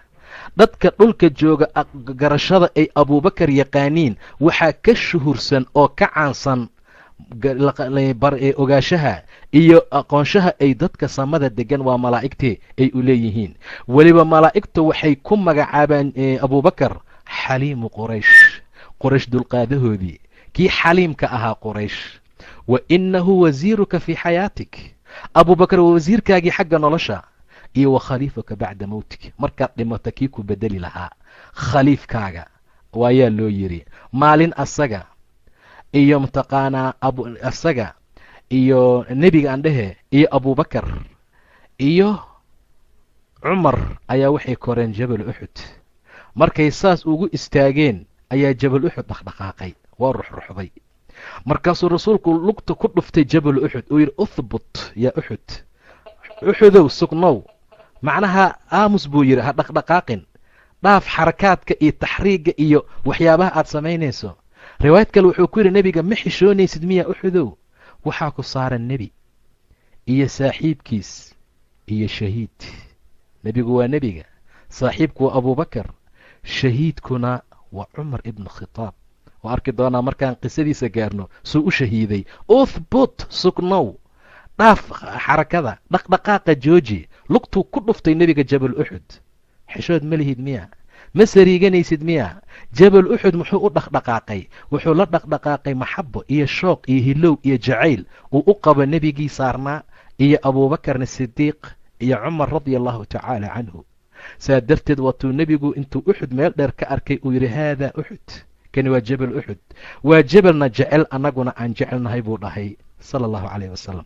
marka intaasoo dhan waxay tilmaamayaan abubakar radia allahu tacaala canhu khayrka iyo wanaagga iyo waxyaabaha faraha badan iyo waxyaabaha manaqabadaha sharafta goonida lah ee uu ku leeyahay nebiga agtiisa sala allahu caleyh wasalam abuu muusa alashcari muxuu yidhi maalin baa waxaan is idhi nebiga waardiye u noqo bi'ru ariis albaabkaa lasoo gargaraacay markaasaan idhi yaa waay waa abubakar meeshaada joog nebigii baan u tegey yaa rasuulallah waa abuubakaroo albaabkii garaacaya i'din lahu wabashirhu biljanna u idin jannana ugu bishaaray buu yidhi rasuulka sala allahu caleyh wasalam macnaha jannana waa loogu bishaareeyey waana loo idmay marka saa darteed abubakar radia allahu tacaala canhu sharaftaa goonida ah iyo khayrkaa faraha badan ayuu ku lahaa islaamka ahaa mid saaxiib samaysanaya buu yidhi nebiga abubakar baan saaxiib ka dhigan lahaa albaabka masaajidka albaabka mid ah yuusan furnaanin ilaa hala oodo oo hala daboolo ilaa abubakar baabkiisii maahane abubakar albaabkiisii maahane maalin maalmaha ka mid ah nebiga inta badan wuu la tashan jiray abubakar mar allaala markii ay dhacday khaswatu beder lana soo qabsaday nimankii gaalada ahaa ee mataqaanaa mushrikiintii laga soo qabsaday dagaalka nebigu wuu la tashtay abubakar iyo cumar abubakaroo maxaan ka samaynaa buu yidhi abubakar wuxuu yidhi ahelkeenii waaye rasuulka ilaahayow dilkoodana wax qiimo ah uu noo dhaaf oo noo anfacayo ma jirto xoolo aan dhaafsiisano oo xoolo aan ku furano intaan iska sii dayno aan iska dayno xoolo aan dhaafsiisano ilanbaalkeenii bay naga soo bixiyeen ehelkeeniyay naga soo bixiyeen anigu saasaan dhihi lahaa buu yidhi cumarow ka waran buu yidhi adigana raggan maxaan ku samaynaa rasuulka cumar wuxuu ku yidhi rasuulka ilaahayo waa acdaa ilaahay waa cadow diineed wayna soo bixiyeen inaan waddankeenii aan degenin alla si saani aan ugu caabudnana way noo diideen anigu waxaan arki lahaa wax naxariisa inaan loo samaynin oo dhammaantood qoorta laga gooyo buu yidhi cumar radia allahu tacaala canhu weli intaasi waxaan kugu sii dari lahaa qofba qofka u dhow qofba qofka qaraabanimo ugu dhow ha loo dhiibo cabbaasaa ku jira raggii lasoo qabtay cid kaa xigta ma laha adaa qoorta ka goynaya nin aniga aan qaraabanaho abtigay baa ku jira anaa qoorta ka goynaya muscab ibnu cumayr walaalkii baa ku jira asagaa loo dhiibaa qoorta ka goynaya si ay noo dareemaan gaalada oo ay noo arkaan wax taraxum ah iyo wax tollaysi ah iyo wax isku soo dhowaashaa inaysan naga dhexaynin taasaan arki lahaa xaaladaasaan arki lahaa buu yidhi cumar radia allahu tacaala canhu laakiin nebigu wuxuu u janjeersaday ra'yigii abubakar in xoolo la dhaafsado markaasaa waxaa soo degtay maa kaana linnebiy nebi uma bannaana an yakuuna lahu asraa inuu qafaal yeesho xataa yuthqinna fi lard ilaa meydka gaalada dhulka la daadiyo la tabar dhigo iyakoo dhan ay dareemaan dhibaatada muslimiinta in mataqaanaa maxabbo xaggooda aysan markaa u dhexaynin see qafaal u qaadanaysaan see xoolo u furanaysaan turiiduuna carada adunyaa xoolo adduun maad doonaysiin buu yidhi ilah subxaana wa tacaala wallahu yuriidu alaakhira ilaahay aakhiru idinla rabaa wallaahu casiizun xakiim ilaahay waa alla casiis ahoo xikmad badan lowlaa kitaabun min allahi sabaqa kitaab horay u dhacay hadduusan jiri lahayn lamasakum fii ma akhadtum wixii aad qaadateen oo lacag ah waxaa idinka taaban lahaa cadaabun cadiim buu yidhi ilaahay ee fakuluu mima iska cuna hadda abubakari cumar iyo nebiga way ooyeen markay aayadda soo degtay aayaddu waxay tilmaamaysaa maxaa ra'yigii cumar loo qaadan waaye maxaa gaalada loo baabi'in waaye maxaa qoorta looga goyn waaye dhammaantood see u qaadanaysaan islaam cusub oo bidaaya tihiin gaaladu maxaa maxabbo idinka dhexaysaa lowlaa kitaabun min allahi sabaqa lamasakum fii ma aqadtum cadaabun cadiim cumar waa u yimid subaxii markaasuu yidhi maxaa u ooynaysaan markaa kadib buu ilaahay tilmaamay subxaana wa tacaala in nebigu u sheegay cumar in aayadahan la soo dejiyey oo ra'yigii cumar in la qaata go'aan ahaan uu fiicnaan lahaa taasuu markaa ilaahay tilmaamay markaasuu rasuulku yidhi arxamu ummatii ummaddeeda waxaa u naxariis badan biabi bakar ama abubakar abubakar ayaa u naxariis badan ummaddayda saasuu markaa yidhi waayo mar allaala marka la fiiriyo abubakar iyo cumar waxaad u kala dhigan tihiin buu yidhi nebi ciise markuu yidhi in tucadibhum fa inahum cibaaduka haddaad cadaabto waa addoommadaada haddaad iska dhaaftana casiis xakiima ayaa tahay cumarna wuxuu la mid yahay nebi muuse rabbana tmis amwaalahum washdud calaa quluubihim ilaahayo maalkooda ku halaag oo ku tirtir qalbiyaalkooda xir falaa yu'minuu xataa yaraw alcadaaba alaliim marka cumar abubakar waa ummadda nebiga ninka ugu naxariista badan ayuu ahaa radia allahu tacaala canhu ummaddeedaasaa ugu naxariis badan buu yidhi waxaa shaq camal looga dhigay oo madax looga dhigay abubakar amiir looga dhigay xajka sannadii 9aad waayo nebiga sannadii 10aad buu xajin doonaa xajatulwadaac sannada 9aadna waxaa loo diray abubakar sababtu waxay tahay aahaarta jaahiliga ayaa ku jirtay mushrikiinta way soo xajin jireen dumarka iyo raggu markay yimaadaan ayagoo qaaqaawan ayay tawaafi jireen waxaasaa la rabay marka in laga nadiifiyo waxaa loogu talagalay in lagu dul akhriyo mushrik wixii ka dambeeya sanadkan wixii ka dambeeya inuusan soo xajin karin walaa yatuufu bilbeyti curyaanan nin qaawanna inuusan kacbada tawaafi doonin xaaladaasaa la soo dejiyey sidaa darteed baa ilaahay wuxuu soo dejiyey baraa'atun min allahi wa rasuulih beri ahaashadaasaa la ogeysiinayey oo loo sheegayey gaalada ilaa ilaahay uu soo dejiyey yaa ayuha aladiina aamanuu inama almushrikuuna najasun mushrikiintu waa najaaso ee falaa yaqrabu almasjid alxaraam masaajidka xurmada leh yaysan u soo dhowaanin bacda caamihim haada sanadkan wixii ka dambeeya buu dhahay ilaahi subxaana wa tacaala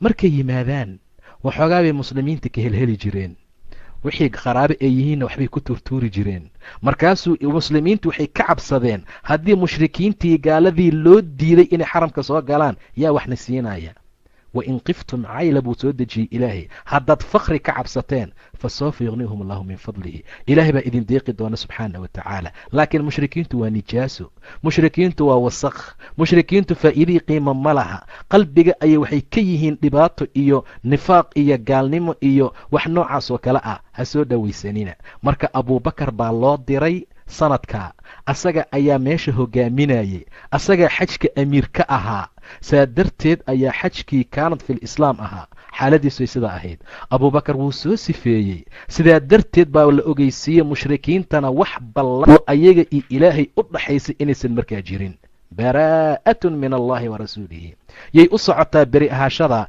ila aladiina caahadtum min almushrikiin intii aad la ballanteen oo mushrikiin ah fasiixuu fi lardi 4 ashhurin 4 bilood meeshaad doontaan mara buu dhahay ila subxaana wa tacaala fasiixuu fi lardi 4 ashhur waaclamuu annakum hayru mucjizi illah ilaahay ka baxsan karin wa ana allaha muqzi lkaafiriin ilaahay gaalada kii hoojinaya inuu yahay waadaanun min allahi wa rasuulihi ila annaas waa iclaan waa aadaan waa ogeysiis ayaa la bixiyey waa xilligii abubakar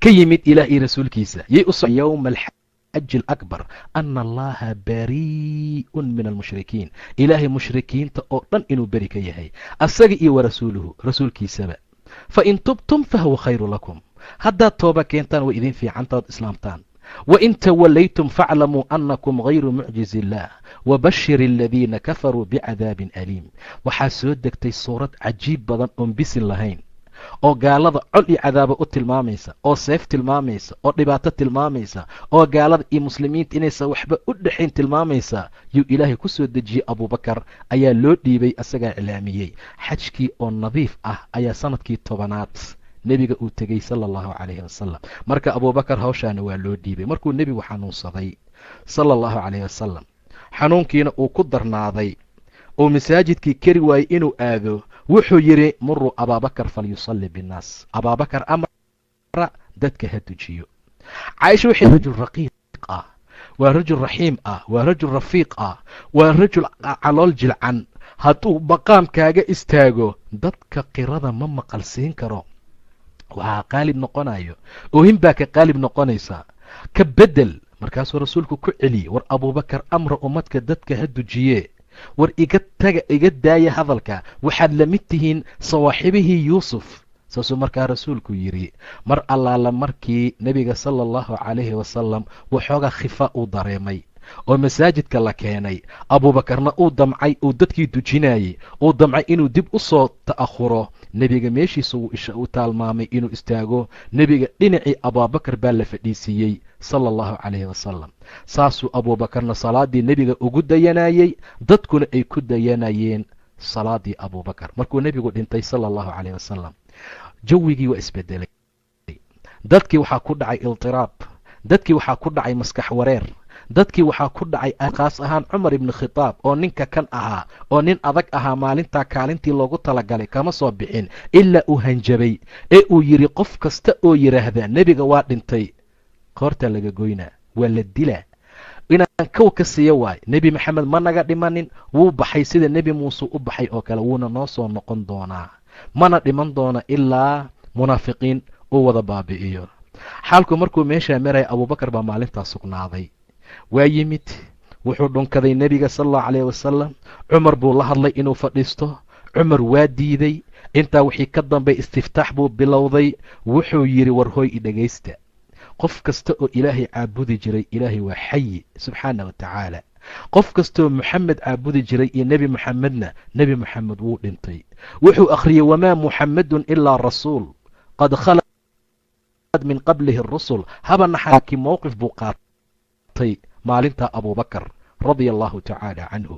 nebiga sala allahu calayhi wasalam markii uu saa u dhintay ayaa waxaa la gudagalay markaa in la sameeyo khilaafo cusub, khulafaa raashidiin. meeshaasay markaa ka bilaabatay saqiifadii reer bani saacida.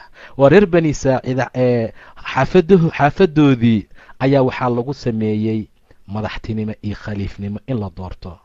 abubakar radia allahu tacaala canhu iyo cumar iyo waa muhaajiriin. nimankii reer ansaareed markii ay maqleen in nebi moxamed dhintay, isla markii waxayba ku aruureenba reer bani saacida xaafadoodii say ayaguna amiir u doortaan. waxay dheen muhaajiriinna amiir ha lahaadaano, ansaarna amiir gooniya ha lahaato. waxoogaa khilaaf yar baa meeshii ka dhici rabay, laakiin ilaahay baa badbaadiyey subxaana wa tacaala, oo abubakar baa calaamaad fara badan lagu arkay taasoo tilmaamaysa inuu owle u yahay. cumar wuu la hadlay nimankii reer ansaar, war see waaye buu yihi, war nebigii oo nool idin tujiye ka warrama. nebigii oo nool nin hortiinii mataqaanaa tujiyey oo imaam idiin noqday, miyaan qadiifada owle markaa ku ahayn? abubakar baa alxaasil la doortay inuu asaga hogaamintii qabto. magaalada madiina khilaafadii abubakar baa gacanta loo geliyey, isla markii madax laga dhigayna khudbad cajiib badan oo gaaban ayuu akhriyey. madaxda marka la doorto way khudbeeyaan, khudbada ay khudbeeyaanna waa khudbo yar oo gaaban oo inta xilliga la doortay ah. khudbada weynna way dhiman tahay. abubakar muxuu yidhi, yaa ayuhannaas, wardadow, aniga ayaad i doorateen oo dushiinna madax la idinkaga dhigay, walastu bikhayrikum, ninka idinkugu fiicanna ma ihi buu yidhi radia allahu tacaala canhu. ani ma ihi ninka idinkugu fiican,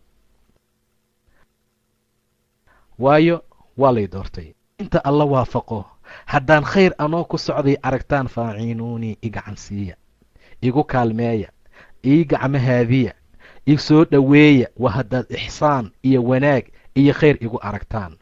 wain asa't, haddaan xumaado, haddaan joor falo, haddaan dhinac u leexdo, haddaad i aragtaan anigoo manhajka iyo diinka iyo xaqa iyo sunnada ka leexanaya, faquumuunii iga istaaga, ha ii sacbinina.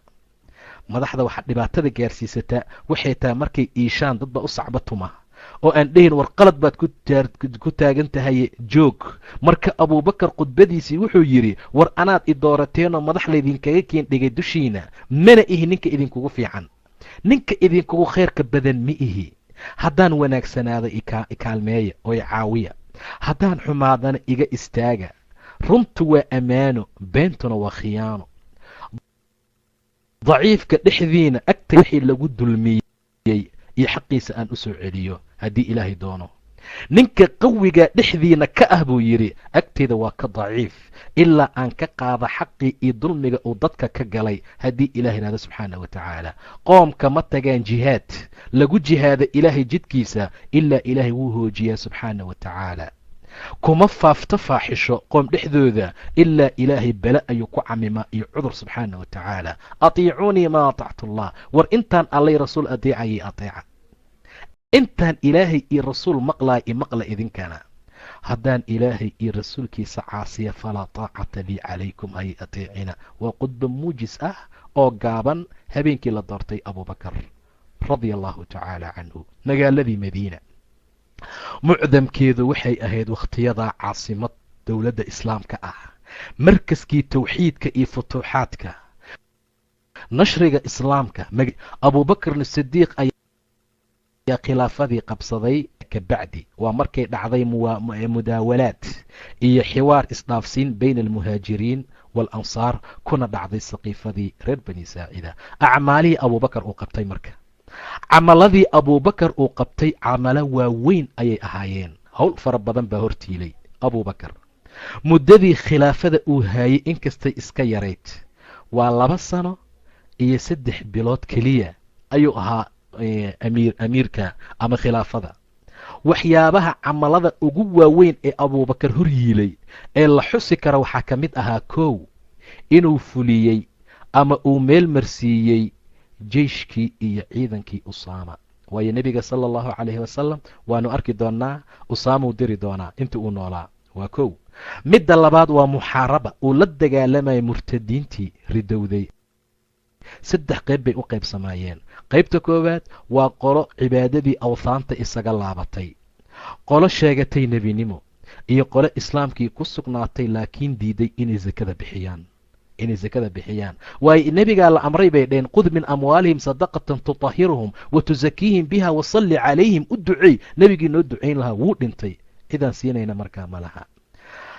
midda saddexaadna waxay ahayd waa qur'aanka ururintiisa, qur'aanka jamcintiisa. waa ninkii ugu horreeyey qur'aanka jamca, ninka lagu magacaabo abubakar.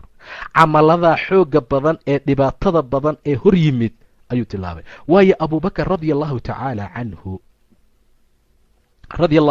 canhu abubakar waxyaabaha hor yiilay ee isagoo wakhtigiisiina yaraa, waxyaabaha hor yiilay ee u samaynayey waxaa ka mid ahaa dadkaa ridoobay. arrintaasaa ka hor timid abubakar. waayo islaamka hadduu iska sii jiri lahaa, haddii sidii loogu talagalay uu wax u socday inuu wax badan qabto. weliba nebigu mar wuu riyooday, wuxuu ku riyooday baa la yidhi asagoo mataqaanaa meel wadaan ah ama meel ceela la shubaayo. abubakar baa yimid, shubitaankiisa waxaa ku jira ducfi, wadaan ama 2 wadaan buu soo daray, bas waa dhammaaday. cumar baa yimid ilaa dadkii ay horteen oo xoolahoodii ay furteen oo ay ka waraabsadeen oo waxyaabo fara badan oo meeshaa ku daaday. macnaha meesha waxaa laga cabirayaa ee khilaafada intuu haayay abuubakarna inay in yar ahayd, waxa hor yiilayna howl adag ay ahayd. xataa dad baa nebinimo sheegtay xilligiisii. cumar laakiin wuxuu ahaa xilli aad iyo aad ummaddu ay meel kasta futuuxaadkoodii wada gaareen, sida aan markaa arki doonno haddii rabbi idmo subxaana wa tacaala. marka bacdamay xaaladdu sidaa tahay, abubakar hawsha ugu horeysay maxay ahayd? inuu fuishkii usaama ibnu zayd sannadii 11aad ee hijrada ayaa rasuulka sala allahu calayh wasalam intuusan dhimanin wuxuu diyaariyey ciidan si loogu duulo ruum. ciidankaasi waxaa ku jiray abubakar oo askarta ka mid ahaa, cumar ibni khitaab, sacd ibn abi waqaas, abaa cubeydat ibnu jaraax iyo kayrkood oo min jallati asaxaaba, asxaabta kuwa ugu waaweyn ka mid ah ayaa markaa ku jiray. waxaa madax looga dhigay usaama ibnu zayd baan madax idinkaga dhigay, ee ha durina imaaradiisa. watuu nebigu yidhi, saad horay u durteen aabbihii imaaradii loo diray. aabbihii waa kee? waa zayd ibnu xaaritha oo aabbihii ah usaama. sidii markii hore aad u durteen oo kale markii ciidankii madaxda looga dhigay, saasoo kale ha yeelina. usaama ibnu zayd oo wiilkiisii ah ayaa maanta hogaamintii iyo jagadii iyo waxyaabihii kale aan u dhiibay, asaga ayaa mataqaanaa madaxdii noqonaye. aabbihii xaggee loo dhiibay? waxyaabo fara badan buu qabtay. waa xibooyinkii nebiga uu jeclaa asaga iyo wiilkiisiiba. sidaa darteed ayaa nebiga sala allahu calayhi wasalam mu'tou u diray. mu'ta markii la diraayey muxuu yidhi, calanka iyo raayada ha qaada ninka lagu magacaabo zayd ibnu xaaritha haddii la asiibo oo la dilo, jacfar ha qabta buu dhahay nebiga sal allau alayh wasalam. jacfar haddii la asiibo oo la dilana, cabdullaahi ibnu rawaaxa haddii la asiibana, mid uu naftiina ka doorta buu dhahay rasuulka sal allau alayh wasalam. yaa qabtay markii hore? waa zayd ibnu xaaritha. asaa calankii qaaday, wuu dagaalamay, wuu jihaaday, aad iyo aad buu ula jihaaday gaaladii ilaa la dilay. calankii isla markii waxaa dafay ninka lagu magacaabo jacfar ibni abi aalib. jacfar ibni abi aalib labada gacmood baa laga goyn doonaa, gacantaanuu ku qabanaa, waa laga goynaa, takaluu ku qabanaa, labada cudud buu haddana isku keena uu ku qabanayaa ilaa la dilo asagana. mar allaala markuu dagaalkii gelayay, markuu dagaalka gelayay, abada aljannata waاkhtaraabuha طayibatan wabaaridun sharaabuha waruumu ruumun qad danaa cadaabaha kaafiratun baciidatun ansaabuha calaya id laaqaytuhaa diraabuha. asoo saa dhahaaya yuu jacfar galay. maxaa ka wanaag badan jannada? maxaa ka soo dhowaasho badan? waa tiib, waa tayib, wabaaridatun sharaabuha, sharaabkeeda waa mid tiib ahoo qabow. waruumu ruumun qad danaa cadaabaha, ruumna waa tii cadaabkeedii soo dhowaaday. waa kaafirad oo baciidatun ansaabuha, nasabkeedu naga fog yahay. calaya waxaa korkeyga ahaaday id laaqiituhaa diraabuhaa, seefta inaan kaga shaqayn ku garaaco. jacfar asoo saa dhahayo jihaadka mataqaanaa galay mu'ta. marka si kastaba ha ahaatee ninka lagu magacaabo usaama ibnu zayd, nebiga waa dira buu yidhi, waan diri doonaa, waxba ha ka sheegina ri'aasadiisa iyo maamulkiisa saad horey aabii u durteen oo kale. intaa wixii ka dambeeyey nebiga sala allahu calayhi wasalam zayd usaama ibnu zayd ayuu raggii madax uga dhigay. da'diisa ma dhaafin 20 jir, waa ka yaraa, ma gudbin, ama 20 buu jiray ama wax yar wuu ka yaraa. marka asoo jeyshkii diyaar garoobaya oo nebiga uu qalqaaliye uu diray yaa nebigii xanuunsaday marka sal alla alayh wasalam. nebiga markiisaa uu u jiraday oo xanuunkii uu ku darnaaday, ciidankii way istaageen, marka socodkii way joojiyeen ayagoo sugaya masiirka nebiga. see xaaladiisu noqon doontaa? nebigu inuu dhiman doono, inuu ka kici doono xanuunka? dib baa markaa loo dhigay. markii laakiin ay ku cuslaatay xanuunkii, usaama wuxuu yidhi waan soo jeesto, waan soo noqday, jeyshkiina way ila soo noqdeen, waxaan u soo galay nebiga sala allahu calayhi wasalam, waxaan helay qad samad asagoo af reebtay, nebigoon hadlayn oo aamusan ayaan u soo galay. waana xanuunka haaya dartii. intaa ka bacdi nebiga waan ag fadhiistay, wuxuu guda galay yarfacu yaddahu ila asamaa, inuu gacantiisa kor u taagayo. intaa ka bacdi xaggayga uu u soo leexinayo, waxaan gartay inuu ii ducaynayo buu yidhi rasuulka sal allau alayh wasalam. usaama inuu ii ducaynayaan fahmay. gacantuu kor u taaga, anuu igu soo ishaara, gacantuu kor u taaga, anuu igu soo ishaarayaa. waayo hadal fiicanoo markaa ka soo baxayay markaa ma jirin, oo xanuunkiiba aad ugu tiro badnaa. intaa ka bacdi maba daahinba rasuulku wuu dhintay sala allahu calayhi wasalam. baycadii khilaafadii abiibakarna way dhacday.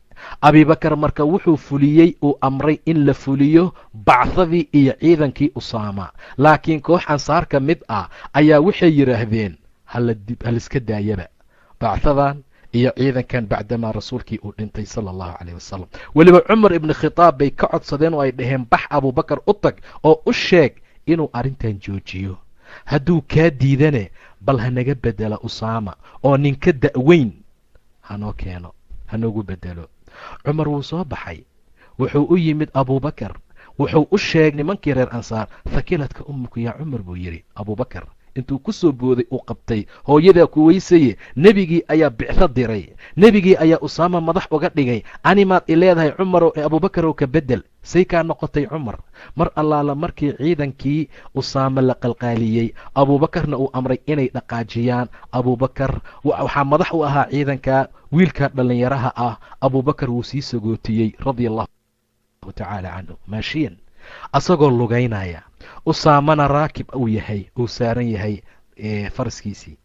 faras buu saaran yahay, abuubakarna wuu lugaynayaa. usaama wuxuu yidhi yaa khaliifata rasuuliillaah, rasuulkii ilaahay khaliifkiisiiyow, ilaahay baan ku dhaartee faraskaad soo koraysaa ama waan degayaa. abuubakar wuxuu yidhi allaan ku dhaartee mana degaysid, mana soo raacayo. wamaa calaya, maxaa korkeyga ahaanaya hadday lugahayga ku booroobaan oo ay ciidda kula dul socdaan fii sabiili illaahi saacatan, waxoogaa yar. haddii ilaahay jidkiisay lugahayga ciid ku yeeshaan oo ay boor ku yeeshaan, usaamow maxaa dhacay?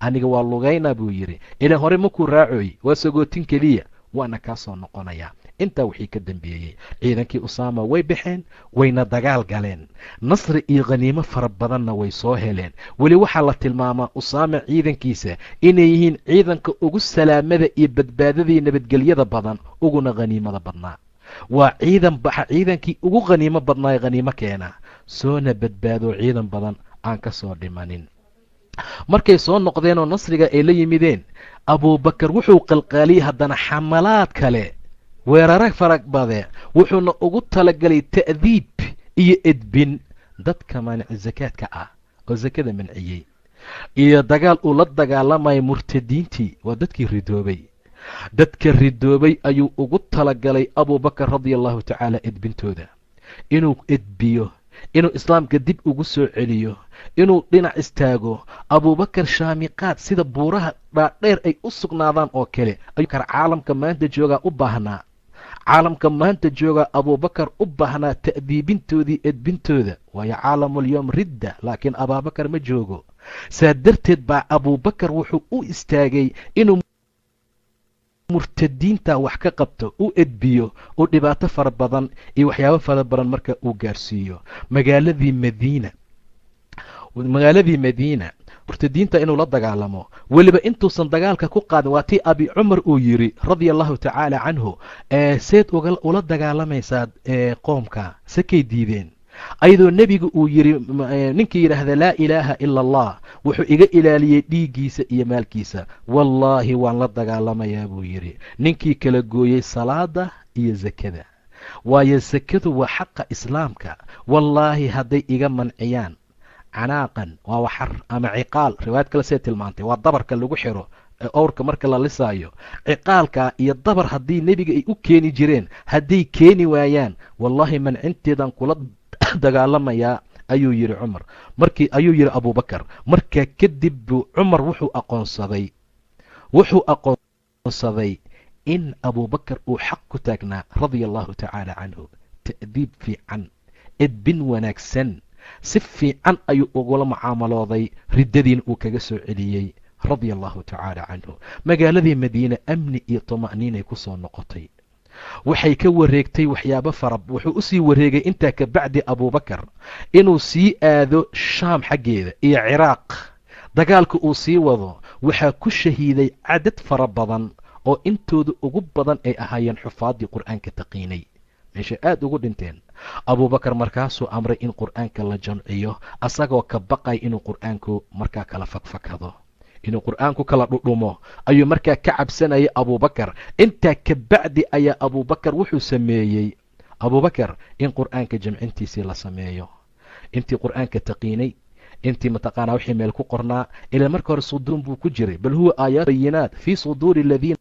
uutul cilm qaar wuxuu isaga qornaa mataqaanaa meelo kale tafaraaruq saasuu kala ahaa laakiin in meel laysugu keeno oo la jamciyo ayuu xaaladaa tilmaamay radia allahu tacaala canhu waa howlihii abuubakar markaa uu qabtay mar allaala markii xukunkii uu u sugnaaday abuubakar ee uu garaacay fitantii nimankii murtadiintana meel uu saaray oo umuurtii ay ku soo noqotay kamaa hiya say markaa ahayd sidiiq wuxuu u jihaystay haddana liiclaa'i kelimati laa ilaaha ila allah sidii kelimada tawxiidka kor loogu qaadi lahaa muxamedun rasuulullah iyo in dadka laga bixiya min aldulumaati ila annuur mugdiyaalka iftiinkana markaa loo bixiyo mar allaala markii intaa uu faaruqay mar allaala markii xaaladdu ee khaalid ibni waliid uu kasoo faaruquu kasoo farxashay qitaalkii nimankii murtadiinta ahaa iyo raggii markaa ridoobay abuubakar wuxuu u diray haddana bijeish ila alciraaq ciraaq xaggeeda in lasii aado si furs lagula dagaalamo kuwaasoo islaamkoo diiday xaaladdu markay meeshaa maraysay bishii safar sanadii 13 abuubakar khaalid ibni waliid wuxuu amray haddana inuu u tawjiihaysto aado shaam xaggeeda suu musaacado u siiyo uu gacan u siiyo muslimiintii meesha ka dagaalamaysay si markaa gacan loo siiyo saasuu ku socday xaaladaasay markaa ahayd edbintii si fiican bay ugu socotay ayadoo xaalku meesha uu maraya abuubakar xanuunsaday radia allahu tacaala canhu wuu jiraday abuubakar mar allaala markii uu jiraday sababta xanuunka u keentayna waxay ahayd abuubakar baa la yidhi maalin buu qubaystay qubays maalin qabow badan oo baarid uu jiro ayuu qubaystay. markaasaa qandhadii asiibtay 15 maalmood ayuusan gurigiisa ka bixin abuubakar uusanna aadin salaada. allahu tacaala canhu maalmaha inuu dadka markaa tujiyo salaadana uu ka bixiyo waa abuubakar. dadkii waxay ahaayeen kuwa u yimaada oo soo booqbooqda abuubakar. way soo booqanayeen asagoo gurigiisa ku jira. xanuunkaasi kama uusan suulin oo waa haayay waana ku sii darnaaday. maalin maalmaha ka mida baa loo yimid. markaasaa la yidhi dhakhtar ma ku eegay abuubakarow? markaasuu yidhi nacam, waxaa i fiiriyey buu yidhi oo i baaray oo kashfi igu sameeyey oo xaaladeyda la socda weliba oo gacanta ku haya tabiibka ugu sarreeya. man baa la yidhi keewaay rugti u fadhiistaa. markaasaa wuxuu yidhi markaasaa la yidhi muxuu ku yidhi dhakhtarkaaga? markaasuu yidhi wuxuu igu yidhi facaalun lima uriid, waxaan doono ayaan samaynayaa. ilaahay buu ula jeedaa subxaana wa tacaala. haddii aan doonana waa ku dilaa. saasuu igu yidhi dhakhtarkii i eegay oo xaaladaydii baaray oo fiiriyey oo qabiirna ah. wuxuu igu yidhi facaalun lima uriid, abuubakaroo waxaan doonaan kugu falayaa oo markaa aan kugu samaynayaa. xanuunka abuubakar kama uusan kicin radia allahu tacaala canhu. waa uuna ku geeriyooday, waa uuna ku dhintay. galab habeen 3 ay soo gelaysa galabteeda ayuu markaa ku geeriyooday oo 8 habeen ay ka dhiman tahay bisha jamaadul aakhar sanadii 13aad ee hijrada. khilaafada intii uu haayay radia allahu tacaala canhu 2 sano iyo 3 bilood bay aydsan soo tilmaanay iyo 10 habeenna waa lagu daraa. wuxuu dardaarmay abuubakar radia allahu tacaala canhu haddii uu dhinto go-a aniga aan haysta buu yidhi kaa hala ii dhaqo, kaana karfan hala igaga dhigo, 2 kale oo judad ahna halaygugu soo siyaadiyo, 3 mar in lagu karfano. maxaa dhacay baa layidhi yaa abuubakarow? in 3 maraba aan judad iyo kuwo cusub kaaga dhigno. maya tan nool, qofka nool bay anfacaysaa tan fiican buu yidhi. middan sadiid bay u dhammaanaysaa, middan waxay u dhammaanaysaa sariic, middan degdeg bay u dhammaanaysaa. laakiin midda nadiifka ah ee judadka ah ee jadiidka ah, midka xayiga ee nool bay anfacaysaa. kaasaa ku xashaashaya, kaasaa ku labisanaya, kaasaa magaalada ku maraya. intaa wixii ka dambeeyey arrintaa waa uu dardaarmay. wuxuu kaloo dardaarmay abuubakar radia allahu tacaala canhu haddii uu geeriyoodo inay maysa asmaa binti cumays radia allahu tacaala canha. taana waa uu dardaarmay cumar abuubakar radia allahu tacaala canhu. markii uu dhintay sallaa calayhi cumar ibni khitaab ayaa ku tukaday salaadii janaasada. waa la duugay habeennimo. waxaa lagu duugay nasiib wanaag ilaa jaanibi saaxibihi, saaxiib calayhi salaatu wasalaam dhinaciisa ayaa isagana markaa lagu aasay. dhinaciisa ayaa lagu aasay. xadiidkii aan mar hore soo tilmaanay ee ahaa abi muusa yidhi nebigaa wuxuu i amray inaan ilaaliyo oo albaabka aan u isfadhiisto oon u noqdo bi'ru ariis. albaabkan fadhiistay markuu yidhi nebigana bi'ru ariis ceelka la yidhaahdo intuu dhinac uga fadhiistay karkaarka, waa dhismaha bannaanka laga dhiso, uu lugihiisa ku raariciyey ceelka yuu lugihiisa furay rasuulka. saaqooyinkiisii lugihiisa ayuu kor ugu qaaday hoosguntigii u watay, lugihiisana wuxuu ku raariciyey ceelka, karkaarkiina waa ku fadhiistay. insaan baa soo garaacay albaabka. yaa waayaan iri buu yidhi, waa abuubakar. sug buu yidhi, nebigan u teg waan u sheegay, soo geli jannana ugu bishaaray buu yidhi. waan soo geliyey, ilaahay rasuulkiisana jannuu kugu bishaaraynayaa. wuxuu fadhiistay dhinacii nebiga sala allahu calayhi wasalam. asagana lugihiisa ayuu ceelka sida nebigu uu u furay lugihiisana wuu u furtay. intaa ka bacdi nin kalaa yimid, albaabkuu soo garaacay. waa kumaan idhi, waa cumar. meeshaada joog baan idhi buu yidhi. nebigaan u tegey waan u soo sheegay. wuxuu igu yidhi ma cumar bahaa ka fur albaabka ha soo galo jannana ugu bishaaray. sidii baan u sheegay. dhinaciisa bidag kale ayuu fadhiistay cumarna, lugihiisuu raariciyey. intaa ka bacdi albaabkii waan ku soo laabtay. qof kalaa soo garaacay. yaa waay cuthmaan, sug baan idhi, nebigaan u soo sheegay. ka fur albaabka u idin jannana ugu bishaaray maca balwaa tusiibuhu, balaayana way asiibi doontaa buu yidhi nebiga sal alla alay wasalam. cuthmaan ka fur albaabka jannana ugu bishaaray, balaayana way asiibi doontaa. waan ka furay buu yidhi, nebiga jannuu kugu bishaaraynayaa maca balwa tusiibuka, ayadoo balaayo ku asiibi doontaa. cusmaan kama badinin afkiisa waxaan ahayn wallaahu almustacaan. ilaah baa la kaalmo weydiisanayaa. balaayadii cuhmaan bilaabatay ilaa iminka way sii socotaa. sidaa darteed baa dil lagu sameeyey asagoo kitaab qur'aana akhrinaya. waan arki doonaa markaan qisadiisa gaarno. cumar waa la dili doonaa asagoo salaad subax tukanaya. cali bn abi taalib waa la dili doonaa asagoo khayr markaa ku dhex jira. saasay markaa u socon doontaa. xaalka saasuu markaa u soconayaa. waata xudayfa ibnu yamaani cumar ibni khitaab u weydiiyey, uu yidhi mataqaanaa cumarow xudayfow fitanta nebiga uu kaaga sheekeeyey wax iiga sheeg. markaasuu xudayfe yidhi fitnatu rajul fii ahlihi wa maalihi ku dhacda soonkii salaadaa lagu cafinayaa. taas ma raba buu yidhi, waxaan rabaa fitnada oo hiraysaa sida hirka badda oo kale. markaasuu yidhi adiga taas waxaa idiin dhexeeya albaab buu yidhi, waxba kaa qaadi mayso. markaasuu cumar yidhi xudayfow albaabkaa ma la furayaa maya. markaasuu xudayfe yidhi bal yuksar, waa la jebin doonaa. cumar muxuu yidhi idan laa yuqlaq, haddii mar la jebiyo dib dambe loo xiri maayo ayuu u furantay noqonaysaa. markaasaa xudayfa la weydiiyey cumar ma ogaa albaabka waxa uu yahay. nacam buu yidhi saan u ognahay inay berito caawa beri kas ku xigto ayuu cumar u ogaa. albaabka la sheegayo cumar buu ahaa.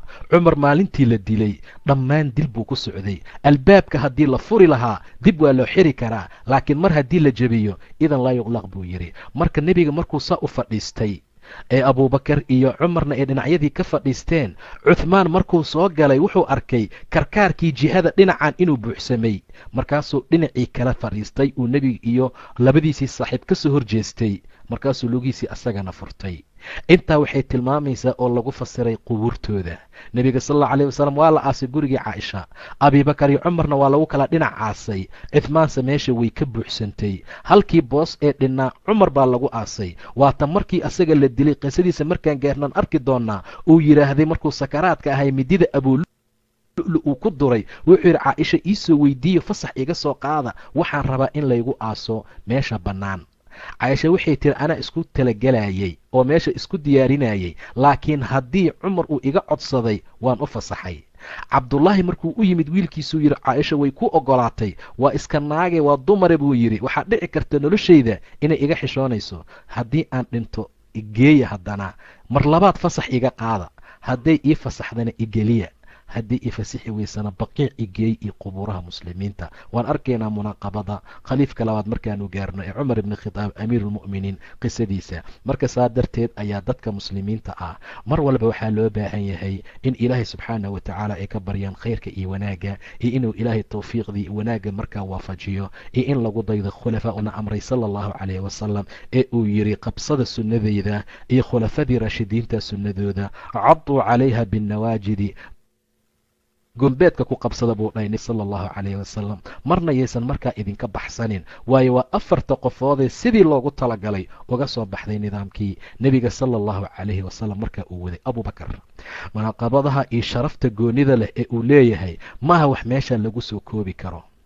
albaab kasta ninkay uga wacanaysa waa abubakar radia allahu tacaala canhu. albaab kasta ninka ay ugu wacanayso. maalintuu rasuulku yidhi qofkii ku nafaqeeya zawjeen fii sabiiliillah khayr buu leeyahay.